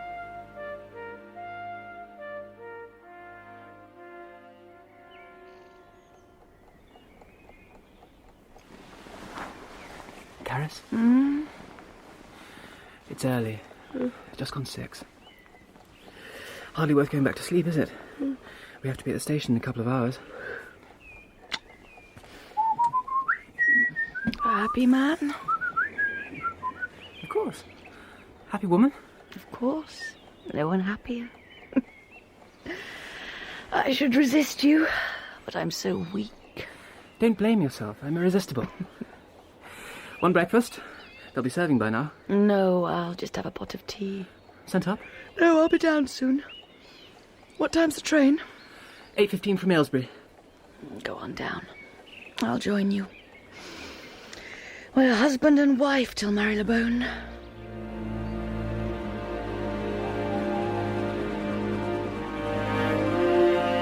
Charis? Do you mind if I ask you something? Oh, don't be silly. Ask away. About Gabriel. I get these terrible dreams, you see. About Gabriel. Nothing threatening, no accusations. It's as if everything is normal, like we were before the war. We're just doing things together, ordinary things, in a very normal, natural way. Quite happy too, in an unreflecting way. And then when I wake up, you see, I feel terrible. I feel I'm wrong, that I'm disgusting and corrupt. I know I shouldn't feel this. I know I'm not ashamed about us, but then I think, what if Charis feels this? What if she's tormented too? And I'm somehow forcing her. You see, if I felt that was true, then I don't think I could somehow go on. That it would be terribly wrong to carry on. I need to know how you feel, I think. I think that's what I'm saying. I think about it too, Felix. Dear Felix. But Gabriel's not here. That's the difference. He's away. He doesn't know what's happening. He never will. We'll never hurt him. He's not a part of our world. It's only because he's away that our world came into existence, that we created it. Our love is a separate thing. It's not part of the world we knew before the war. It's on its own. Enclosed. Quite distinct. Don't worry anymore, Felix, darling. I don't worry. I don't even think about it. Thank you.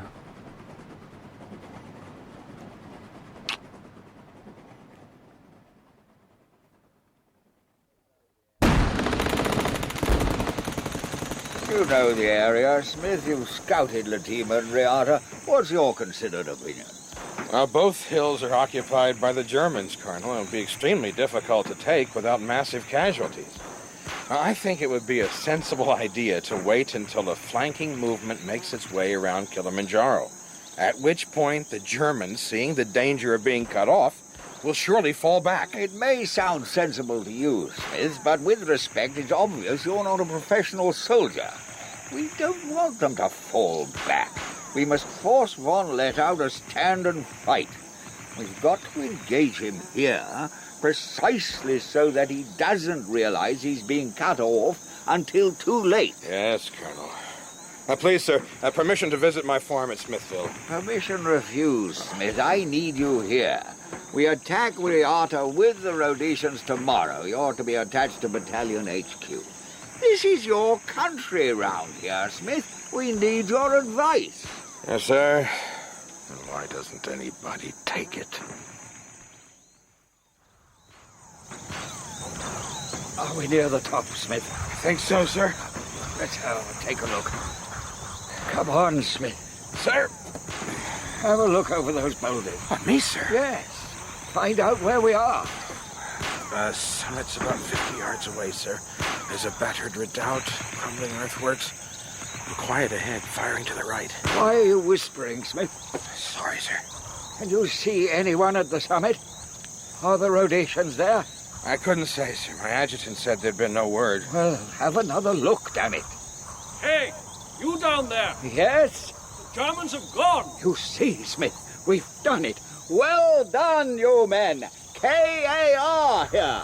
Sir. Coming up to join you. Sir, if I were you, I wouldn't stand...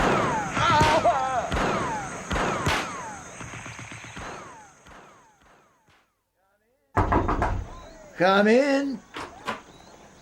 Yes?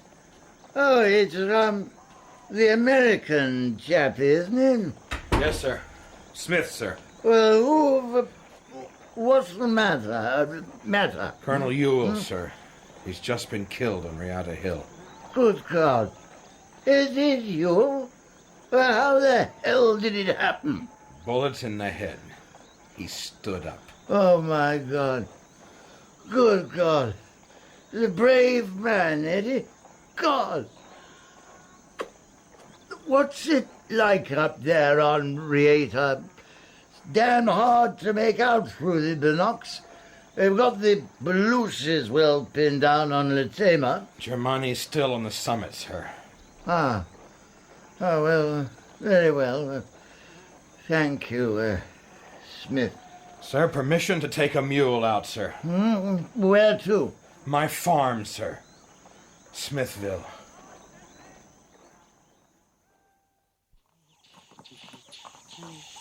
Whoa! Sonny! Juana, a terrible thing has happened. No. Oh, no! Bastards! Bastards! Juana. Bastards. They took it a long time ago. When? After you and Madam went away. What? I could not stop them, Juana. Many men came. For 5 days they were working. Who was it? Who took it? Many men. The Germani. I know who took it. Erich von Bishop. He'll pay. He took my decorticator. He'll pay. My God, I'll make him pay!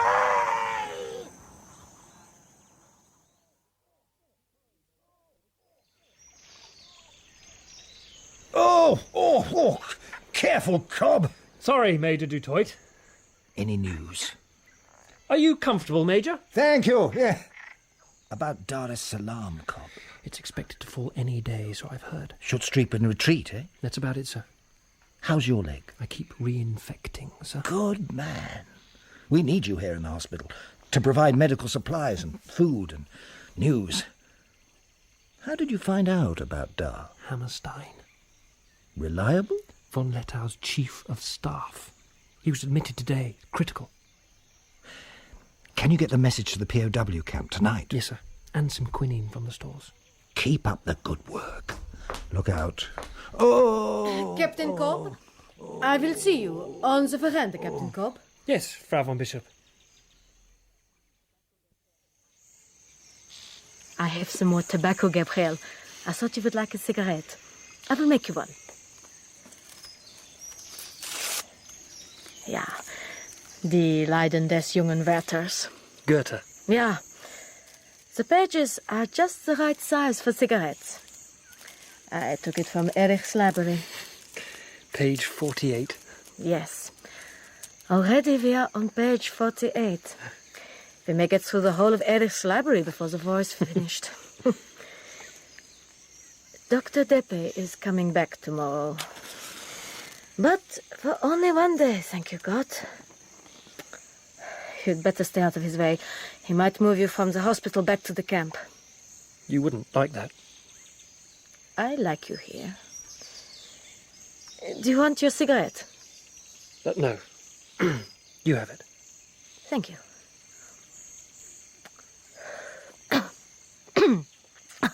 It's so strong, this tobacco.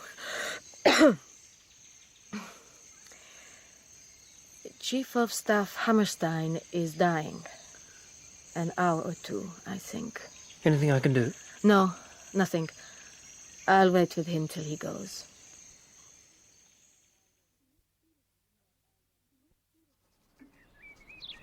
Charis? Oh, Felix. Come in. Is everything all right? Yes. I missed you at lunchtime. I went for a walk. I'm fine. I lost track of the time. What are you doing? I've been writing my monthly letter to Gaby. Silly, really. I don't even know if he gets them. There's never a reply. Henry Hyam says all the letters for POWs are passed on to the Germans and they distribute them. Not that they necessarily do. I don't know how he is, or where he is, or anything. Poor Charis. Poor Gabe. I'm on my way into Ashford, but I had to come and see you. I've been thinking a lot about the future, I mean. Oxford is so terrible. Philip and I can't face the thought of another year there. Oh. Philip says it's perfectly acceptable for us to volunteer as ambulance drivers, as long as we're posted to France together. I say, Charis, are you listening? Sorry? You were saying? I might be going to France as an ambulance driver. At the end of summer. Oh. What do you think? Don't you mind? I shall miss you. Don't worry about me, Carrie. I shall be miles from the front. Do you want me to post Gabe's letter for you? No. No, thank you. I want to post this one myself. Why don't you come with me? To Ashford? More letters to write. All right. I'll see you tomorrow, yes? Yes, Felix. I'll see you tomorrow.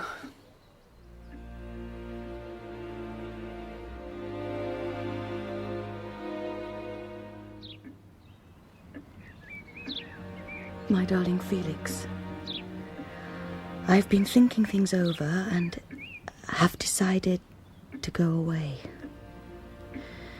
Under the circumstances, it seems the only possible thing to do. Any sort of compromise would be intolerable. I have sent a letter to Gabriel, telling him everything. Charis.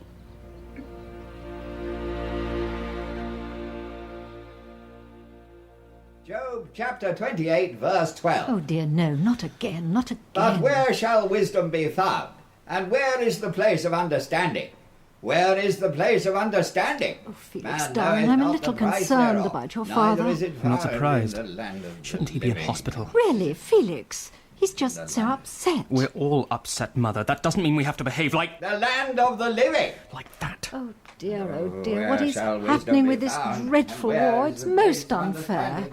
Where Oh, I is almost the forgot. place Here's a of letter for you, Felix, darling. And if not the price stamped. thereof, It was delivered neither this is it morning. found in the land of the living. Shall wisdom Oh, God. be found? Jesus Christ! Felix! Felix! The land of the living. Felix! Charis! Charis! Charis, Charis, Charis, Charis! Charis! Charis! Charis! Charis! Felix, darling, wait! What are you doing? What is it? The pond! Oh no, the pond! Oh my God. Vitellius. The statue of Vitellius is missing. No! Felix! No! Charis! Felix!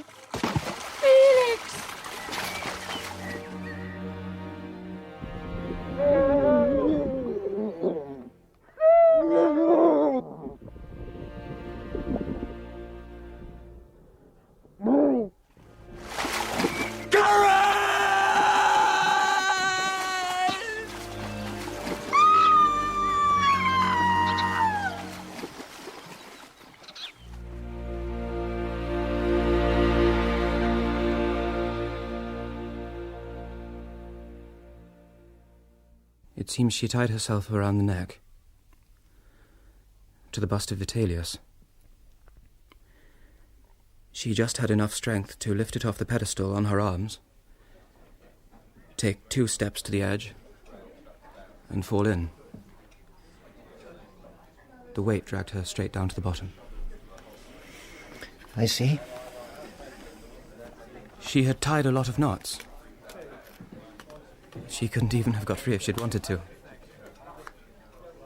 She didn't leave herself any room for second thoughts. Terrible business. Such a charming girl. I've grown very fond of her, you know, in our work together.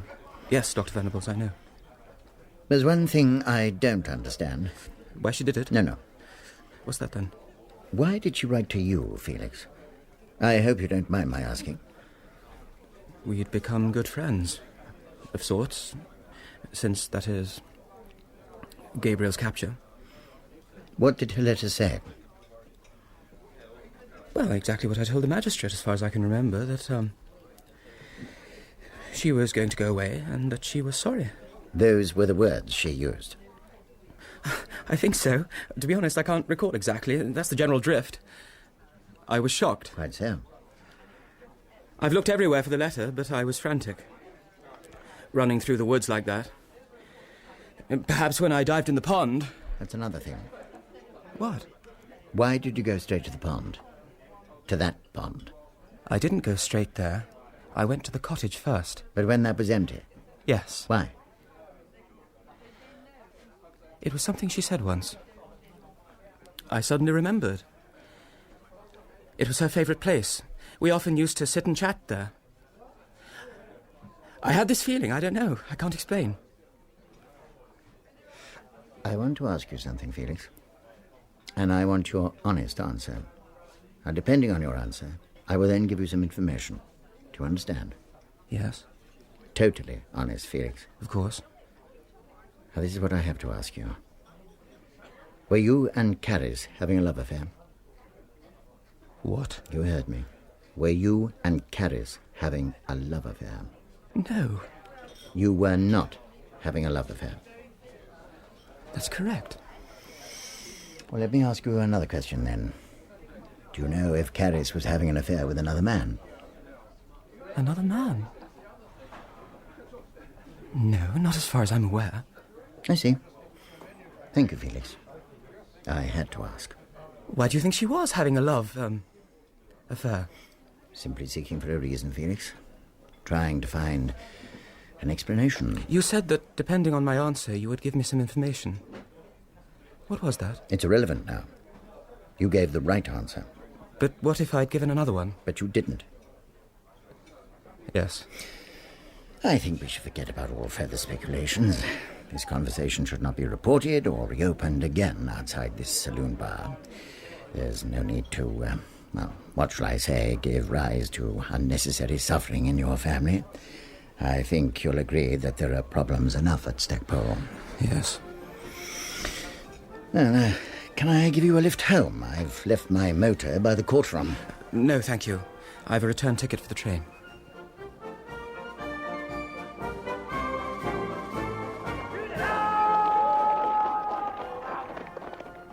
Oh, don't bother about your eyesight. Can't afford to be so choosy now, Not now we've got conscription. East Africa.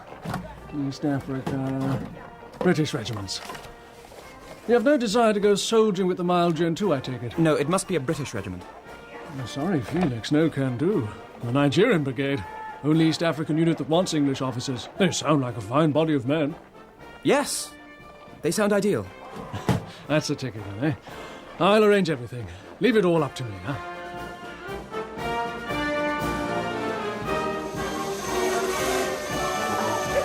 Lieutenant Cobb, sir? That's right. Are you from the 5th Battalion? Aye, sir. I'm Sergeant Gilzine. Oh, fegs, it's a boch day. I beg your pardon? I said fegs, it's a boch day. I'll just make sicker the bean swept potters look snippet with your gear. Oh, yes, fine. Where are we going? Kibongo, sir. South of the Rafiji. How far away is it? Oh, about 120 miles. Good Lord.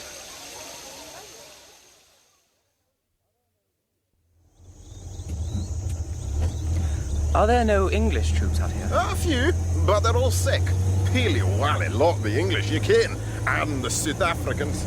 You'll find we're rank of friend dolphins out here. Ah, I think so. Looks like rain. We'll get drocket the night. It's the rainy season. We stop fighting when the rains come. Have you seen any action? Oh, aye, we've been doing about the jungle for a month. Fankled here, fankled there. Fair scarnet bray. Neither buff nor stye again.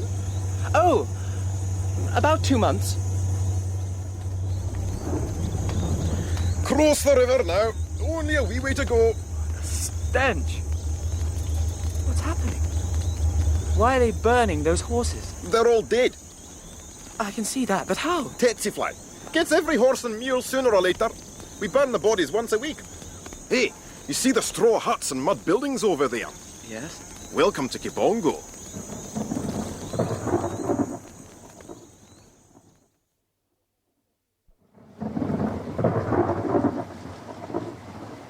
Look what I've got for you here, Gabriel. Banana bread. Made with coconut, too. No butter, but plenty of honey. How amazing. Where'd you get it? Erich has friends. He is an important man now. Staff officer with Von Leto himself. Any news? Bad news. The English have landed at Kilvar. Everywhere are we retreating. There has been a lot of fighting. So we're winning? Oh, yes. Is this enough for you? Oh, yes, thanks. Honey? Yes, please. Oh, verdammt. Honey on my chin. Gabriel, you're not eating. What is wrong with you? I'm sorry. It sounds stupid, but it's just that suddenly I feel very happy. I have been very happy here. It's ridiculous, I know, but I have. Gabriel, you fool. You can't be happy here. You stupid. Oh, gosh, oh, God. Oh, Gabriel, don't do this to me. This banana bread is superb. Liesl. Yeah. Das chinesische Geschäft. How would you translate it? Oh, what would you say? The Chinese exhibition. Yes. Why do you ask? But nothing important.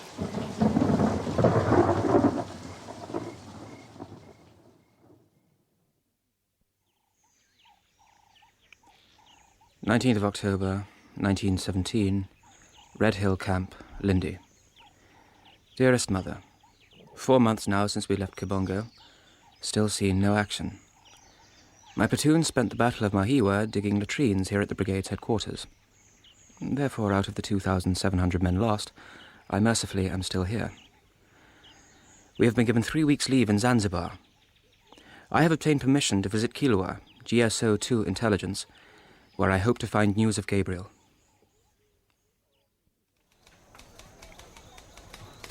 Oh, excuse me. Can you tell me which way is Major Bilderbeck's office? I'm afraid I can't help you. I'm looking for the same man. Oh, well, I guess we just choose a door at random and go on in, huh? Try this one, huh? Come! Oh, God, no. What? I've got to go. Smith, it's me, Reggie, for heaven's sake. Didn't you recognize me? Weech-Browning. I thought it was you. Come on in, old man. Haven't seen you for yonks. Excuse me, I'm looking for Major Bilderbeck. Oh, well, that's me, sort of. Temporary Major Weech-Browning. You better come in, too. Dear old Smith. Have fancy seeing you again. Smith and I are old comrades in arms, aren't we, Smith? What do you mean by saying you're Bilderbeck, sort of? I'm looking for him, too. Oh, well, you're both out of luck. Bilderbeck's disappeared. Dead, probably. Gone mad, by all accounts. You know the sort. He was one of those fearless chappies, always wanting to be in the thick of it. He used to sneak off to the front lines all the time. He was last seen sprinting off in the direction of the enemy, waving his gun, screaming something about his girl and how the Huns were preventing him from finding her. Doesn't make much sense, I'm afraid. I've taken over from him. Well, let me see what I can do. Actually, I'm not sure if I'm allowed to let you have any information. I think all the gen is classified. Still, as it's you, Smith, we'll pretend it's been officially cleared, eh? Fire away. I'm looking for information about a German officer called von Bishop.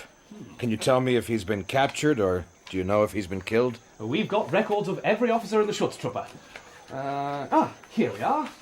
Bishop von E., Captain of Reserve. Owns a farm near Kilimanjaro. Marji Rebellion. Commanded a company at Tanga. Present at Kahe. Moved to Kondo Irangi. Now believed to be on von Letau's staff. That's it. If he's dead, there's a D beside the name. If he's a prisoner, there's a P. Stands to reason, I suppose. There's no D and no P. That answer your question? So, he's still out there. Theoretically, at least. Good. Well, that's right. Why? I've got a score to settle. He was the man who commandeered my farm, remember? We've all got a score to settle with the Huns. Now, what did this man do? All sorts of things. Ruined me, for one. He stole my decorticator for another. Oh, God. That bloody great thing. Stole it. How can you steal something like that? Excuse me. And what do you want? I wonder if you could help locate my brother. I'm trying to find out if he's a prisoner of war. What's his name? Cobb. Cobb? Gabriel Cobb, captain. Captured at Tanga. Oh, Tanga. Less said about that. Cobb. No, sorry. No Captain Cobb here. Drawn a blank, I'm afraid. Mind you, there are other camps in occupied territories. Places like Chitawa, Masasi, Nanda. He may be in one of those. Also, the German columns always tend to carry some prisoners with them, ones they don't want freed, if you know what I mean. I shouldn't give up hope. The Germans are quite good about supplying information. Deaths, that sort of thing. If we'd heard anything, it would be down here somewhere. What about letters? Do letters to British prisoners get through? It depends. We send food parcels to the camps. Any letters usually go along with them. Bit erratic, though. Can you tell me if a letter has been sent on to my brother in the last 6 months or so? My dear Cobb, I haven't the faintest. I've only been here a couple of weeks, since old Bilderbeck went bonkers. Oh, listen to this, Smith. What? Something Bilderbeck came up with. It's called the China Show. It's a plan formulated by the Jerrys to fly a Zeppelin out to East Africa to give aid and succour to von Letau's army. Extraordinary idea, isn't it? Keep your eyes peeled for an airship. Can't see what it's got to do with China, though. Told you. Bilderbeck's bonkers.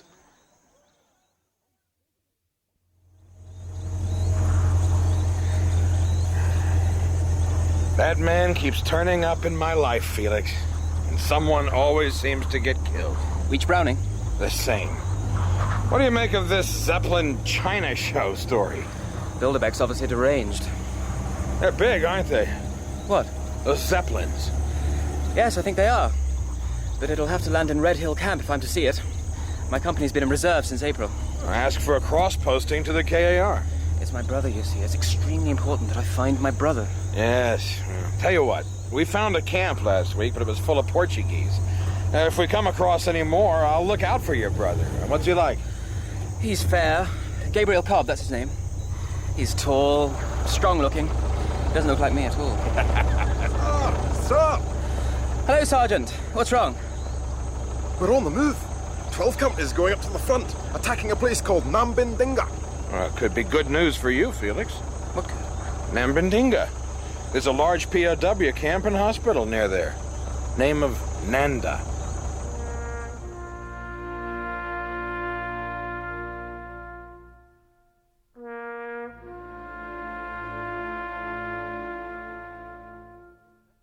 In episode 4 of William Boyd's An Ice Cream War, which was dramatised for radio by John Peacock, Felix Cobb was Gerard Logan, Charis was Rachel Atkins, and Temple Smith was William Hootkins.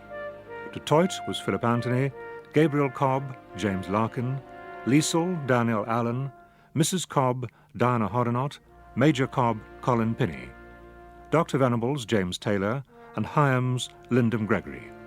Gilzine, Michael Onslow, and Weech-Browning, Nickolas Boulton. William Boyd's An Ice Cream War was directed by Owen O'Callaghan.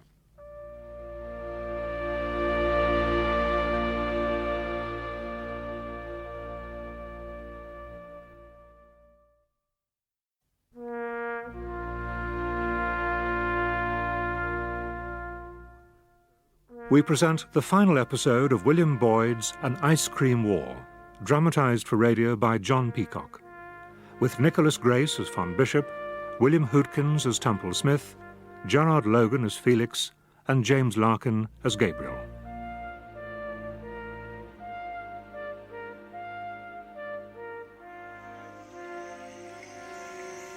Erich is back today. Tomorrow, we shall have proper cigarettes. We're entertaining his officers tonight. At the bungalow? Yes.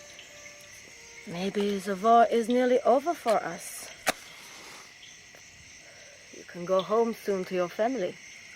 And what will happen to you? Perhaps I'll go to Chittowa with Dr. Depe. Depe? I hope not. Or Dar es Salaam. All civilians are being sent to Dar. You'll be glad to go home. Yes, I will. I suppose. Perhaps you will go to Leamington Spa. What? I visited Leamington Spa once. Erich's parents lived there. I've never been. It's a pleasant town. Yes.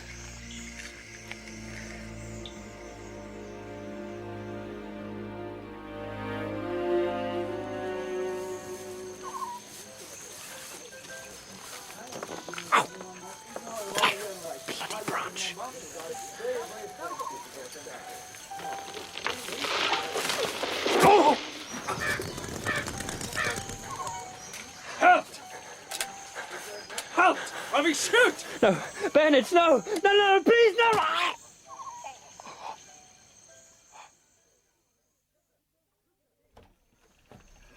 Dig! Depper! Rutger! Stay with me! Liesl, take the ladies to your room. You searched his hut, Dig? Not much to search. Found these papers. Who is he? Cobb. Captain Cobb. Ah, Captain Tanga. Gabriel. He's on parole, working in the hospital. Liesl, what is the matter with you? Erich. Do as I say and take the ladies to your room. Yes, Erich. How much did he hear? He's coming around. Water, Dig. Now, Captain Cobb, how long were you outside? How long were you outside? 5 minutes. 5 minutes. So, you speak German? Just a few words. What were you doing? We have found these papers in your hut. Do you deny that they are yours? No. Herr Dig has informed me that you are under parole. These acts of espionage constitute a breach of your parole. Your word as an officer. What do you have to say to that? What do you know about das chinesische Geschäft? Nothing. I mean, I don't know what you're talking about. Das chinesische Geschäft? Yes, I've heard the name, but I've no idea what it is. Well, I'm afraid that you will have to be locked up. See that he has no contact with the other prisoners of war. Scary! Scary! Schnell! Schnell! Scary! Gabriel. Liesl. Are you all right? Yes. Listen, Gabriel. Some important news. What? They're going to take you with them. Who? Our troops. They're crossing the Rovuma into Portuguese East. Oh, my God. When? I don't know. Day after tomorrow, the next day. Oh, God, but why? For God's sake, why me? They say you know some secret. Secret what? I don't know, Gabriel. They won't tell me. You've got to help me, Liesl. I've got to get away. I've got to get away. They mustn't take me. I told them. I said you weren't strong enough, that you needed medical attention. That's right. It would kill me. I told them. What did they say? They said they had doctors. It didn't matter. You've got to help me. Of course I will. I've got to escape. Bring me something to dig with. A knife or something. And some food and water. How far away are the British? 45 kilometers, I think. North? Yes, north directly. Bring everything tomorrow night, can you? Yes, at the same time. Erich thinks I am on duty at the hospital. Gabriel. Yes? Why were you outside my house? I came to see you. Me? Why? For some reason, I wanted to see you. Because of the end of the war? Yes, that's it. But Erich and Rutger and Dig say you are a spy. That you have been spying all the time. It's not true. It's just something I did. Why? To console myself. I told them you weren't a spy. I should go now. Liesl, tomorrow night, can you bring me some paper and a pencil? All right, I will.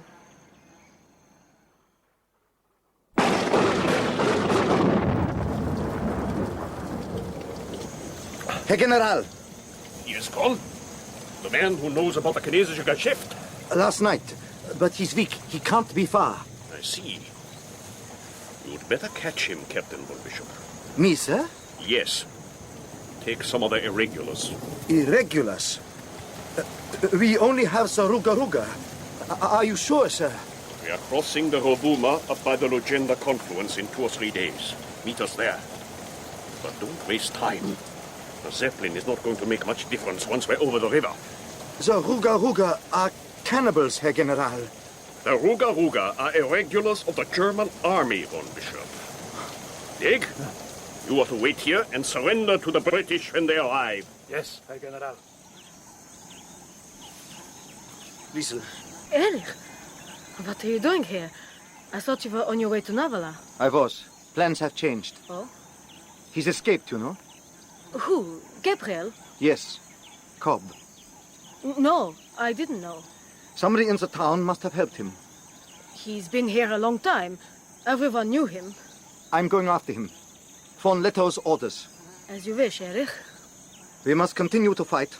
At all costs. Of course. Goodbye. When I have recaptured Cobb, I shall rejoin Letto's final column. No doubt, once Nanda has been surrendered, you will be interned in Dar for as long as the war goes on. Yes, Erich. The war has changed you, Liesl. Sometimes you seem a stranger to me.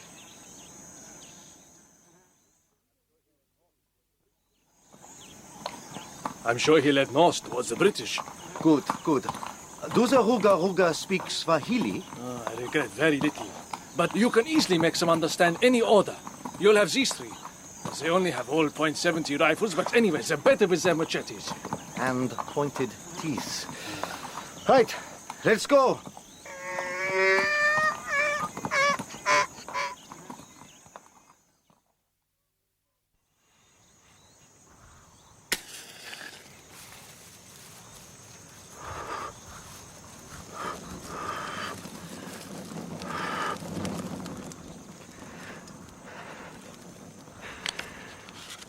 Die Leiden des jungen Werthers.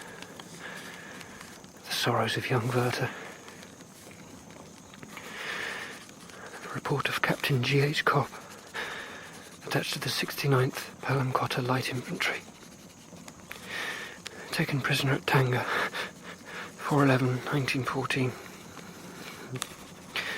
Account of imprisonment and escape. Next of kin, Major. No. Charis, Lavery, Cobb. The cottage, Stackpole Manor, Stackpole, Kent. Shit! Stackpole.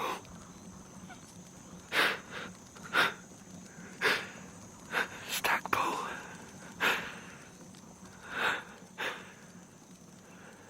Felix. Come on, cut along, Cobb, cut along. Come on. Cut along, Cobb. Cut along. Haven't had a dip in the pond for years, have we, Felix? Do you remember that day we pushed Eustada? Useless.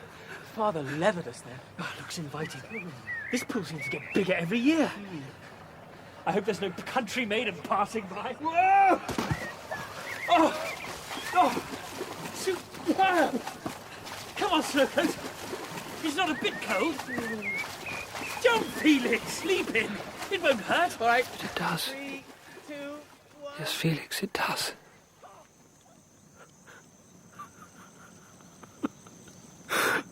Old boots, tattered socks, thin knees, scars.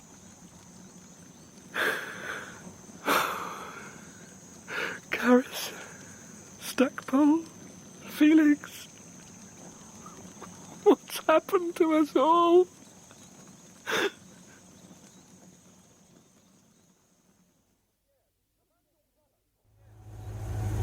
Yes, about your brother, Cobb. We've come across some traces of him.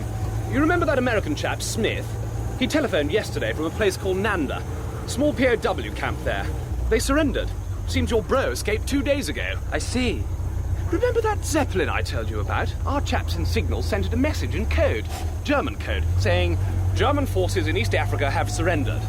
We've got the Jerry codes, you see. We captured them in 1915. Bilderbeck's work again. Great loss, that man. What do you think happened? What? Oh, no idea. Turned right round and went straight back home, that's what. Bloody marvellous, don't you think? We'll be in Nanda in a minute.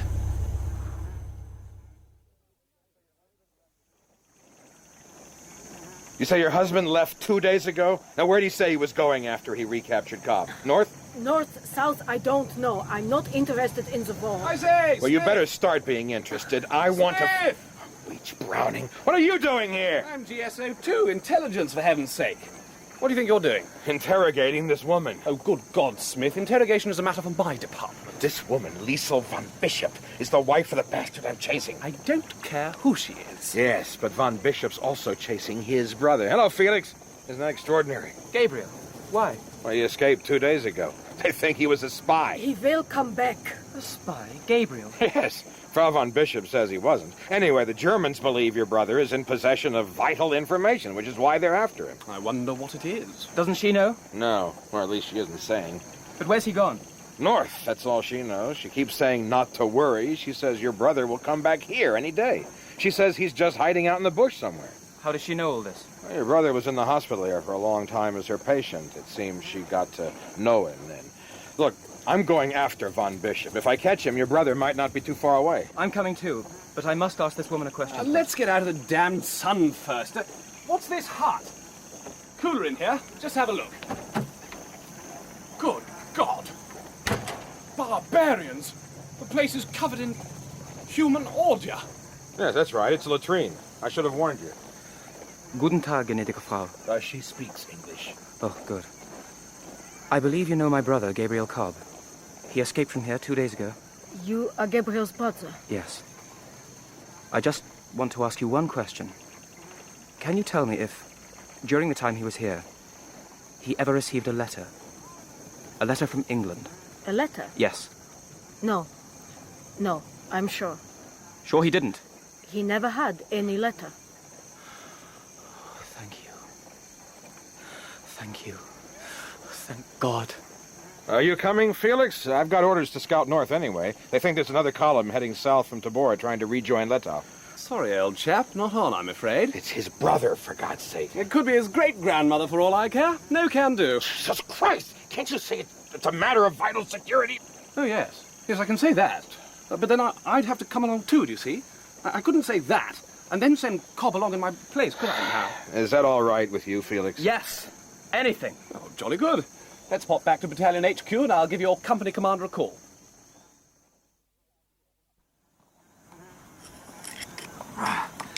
The fire is still hot. He can't be far. And he left in too much of a hurry to take his bag. Die Leiden des jungen Werthers? It's my book. How did he come by this? Oh, God. Page is missing. Report of Captain G.H. Cobb.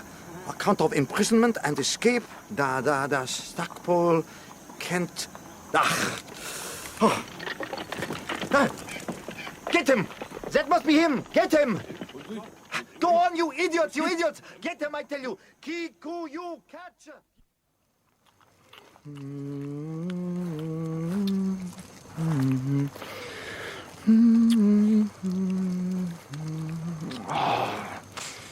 What's keeping them? Where is he? You've let them get away! Oh, I don't believe it! Cobb! Catch! Prisoner! Where is he?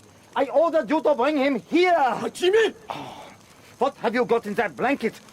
Give me that! Give! God! What have you done? I don't believe it. I did not tell you to cut off his head.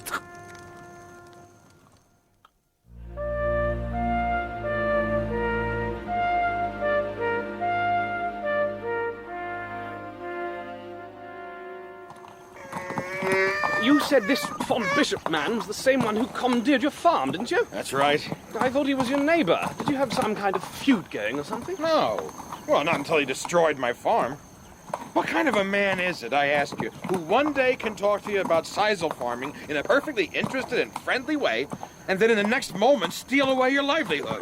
Sounds like a shrewd businessman to me. What do you mean by that? You don't know what you're talking about. Oh, sorry, I'm sure, but you did ask. Hey! Over here!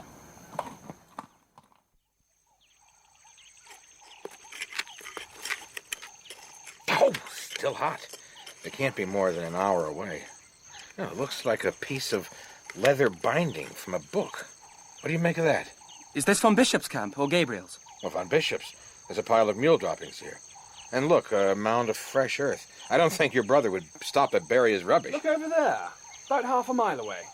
Masses of birds, wheeling round.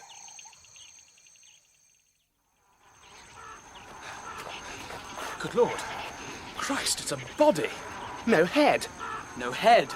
Bloody flies. Where do they all come from? A huge empty plain, that's what I want to know. Army boots. Not a fly in sight till something dies, then they're bloody everywhere. Looks too small for Gabriel. He was a big chap, Gabriel. My head's been chopped off. That wasn't an animal. What the hell is going on? Who chops off a man's head in the middle of the veldt? I'm pretty sure it's not Gabriel. I mean, you can't tell without... Well, who is it then? Von Bishop? Where's the head, though? Why carry off the head? I don't understand. Wait. You stay here, Browning. Keep the birds off. We're going back to the campsite. Come on, Felix! Righto. Scarecrow. That's what the chaps called me at school.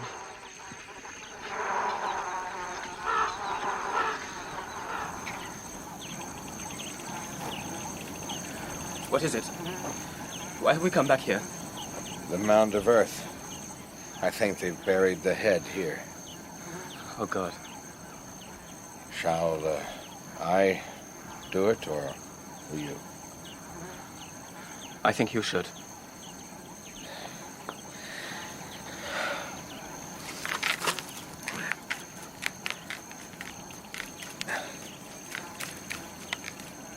It's here. Wrapped in a square of blanket. Could you? Please.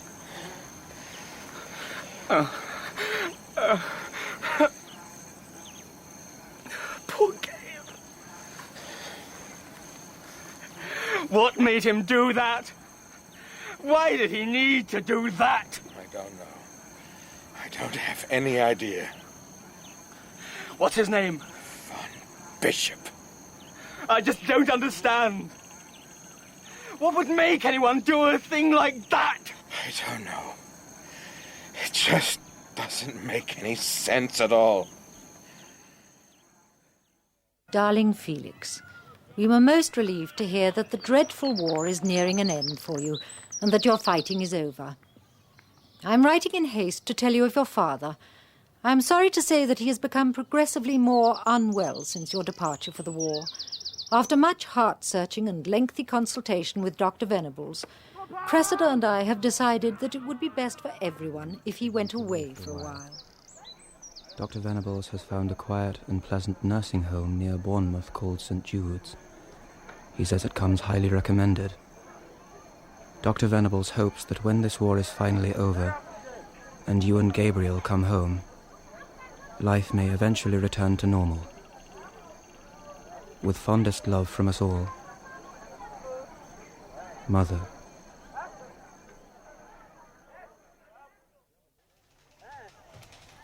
The German forces have surrendered at Abercorn, Felix. Thought you might be interested in this.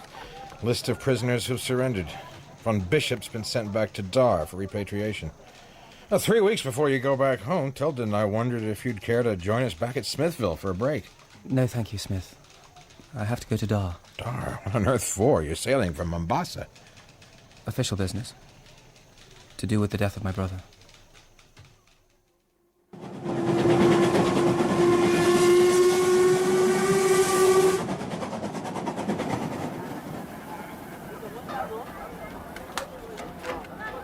Two and a half years.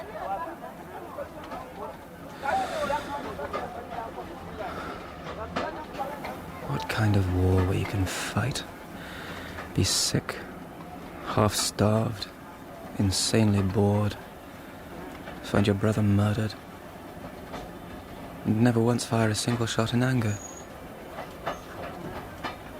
Nothing has turned out for me the way I planned. Oxford, Charis, Stackpole, and you, Gabriel. We had no control over events. They say it's over. Not for me, Gabriel. Not for me. The war's not over until I fire at least one shot in anger. One shot to justify the last 2.5 years we have all suffered. Here and at Stackpole. I swear before I leave Mombasa, I will put that one shot in Von Bishop's brain.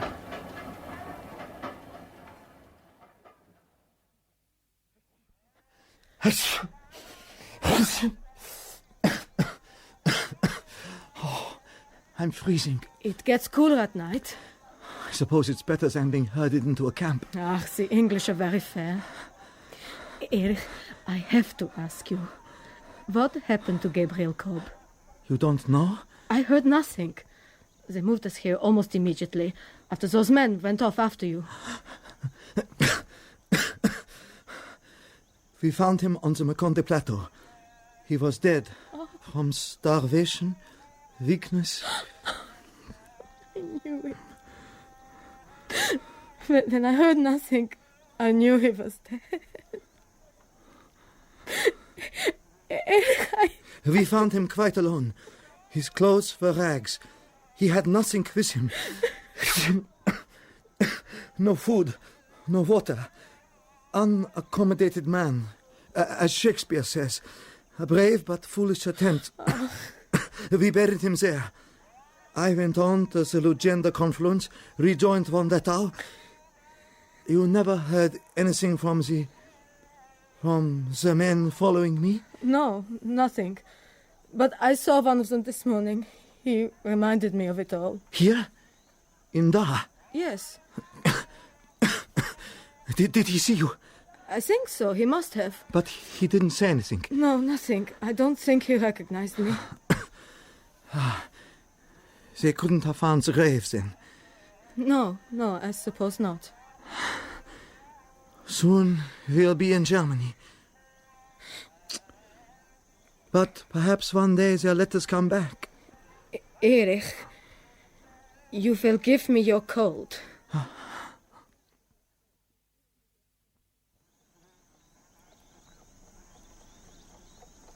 No sign of Bishop for 5 days now.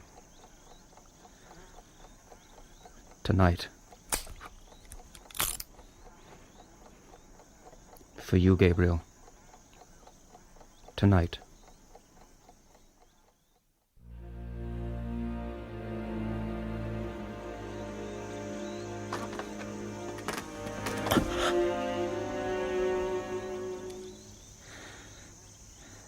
Eric von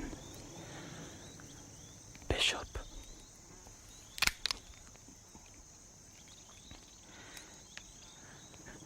Von Bishop, wake up.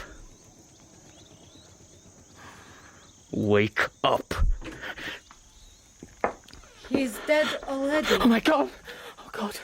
Jesus. You can put your gun away. He died this evening. About 3 hours ago. Influenza. Spanish influenza, the doctor said. I saw you outside. Standing under the tree, just as your brother used to do. I was waiting for you to come to the door. Please, come out of this room.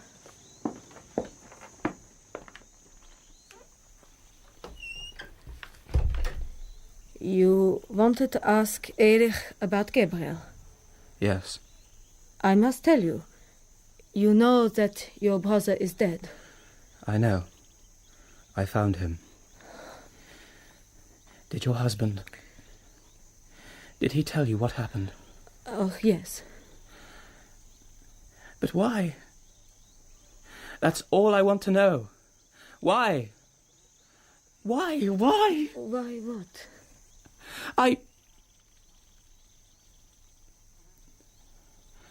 Why war?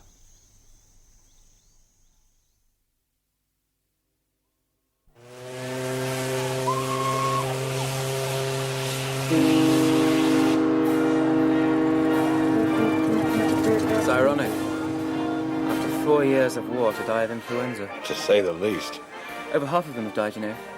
Of the surviving officers. I heard. Anyway, what happened after that? We talked on for a short while.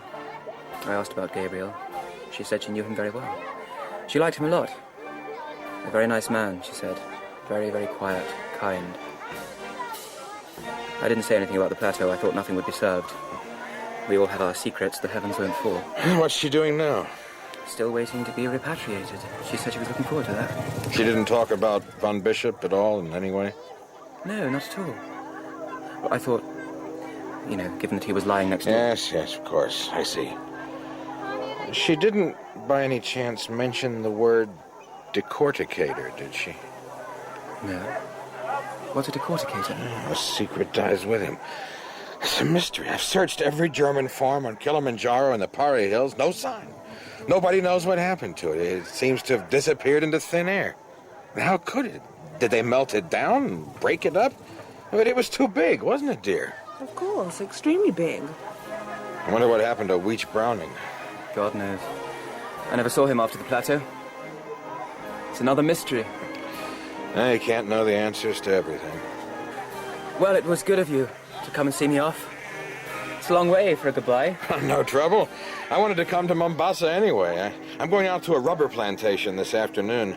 I see the shores of Lake Jipe as one great green rubber forest. At least it's over anyway.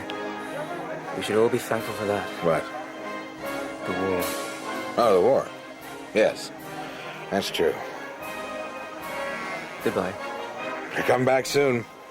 Don't wait for another one. I might. You never know.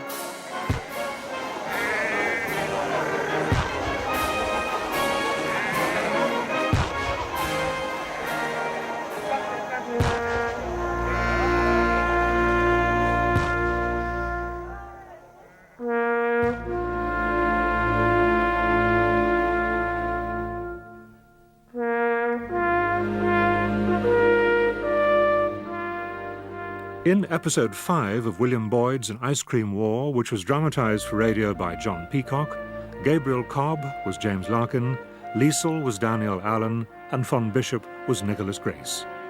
Deeg, Lyndon Gregory, Rutger, Colin Pinney, and von Leto, Gareth Armstrong. Felix Cobb was Gerard Logan, Gilzine, Michael Onslow, Weech-Browning, Nickolas Boulton, and Temple Smith, William Hootkins. Matilda was Vivienne Rochester, and Mrs. Cobb, Diana Hoddinott. William Boyd's An Ice Cream War was directed by Owen O'Callaghan.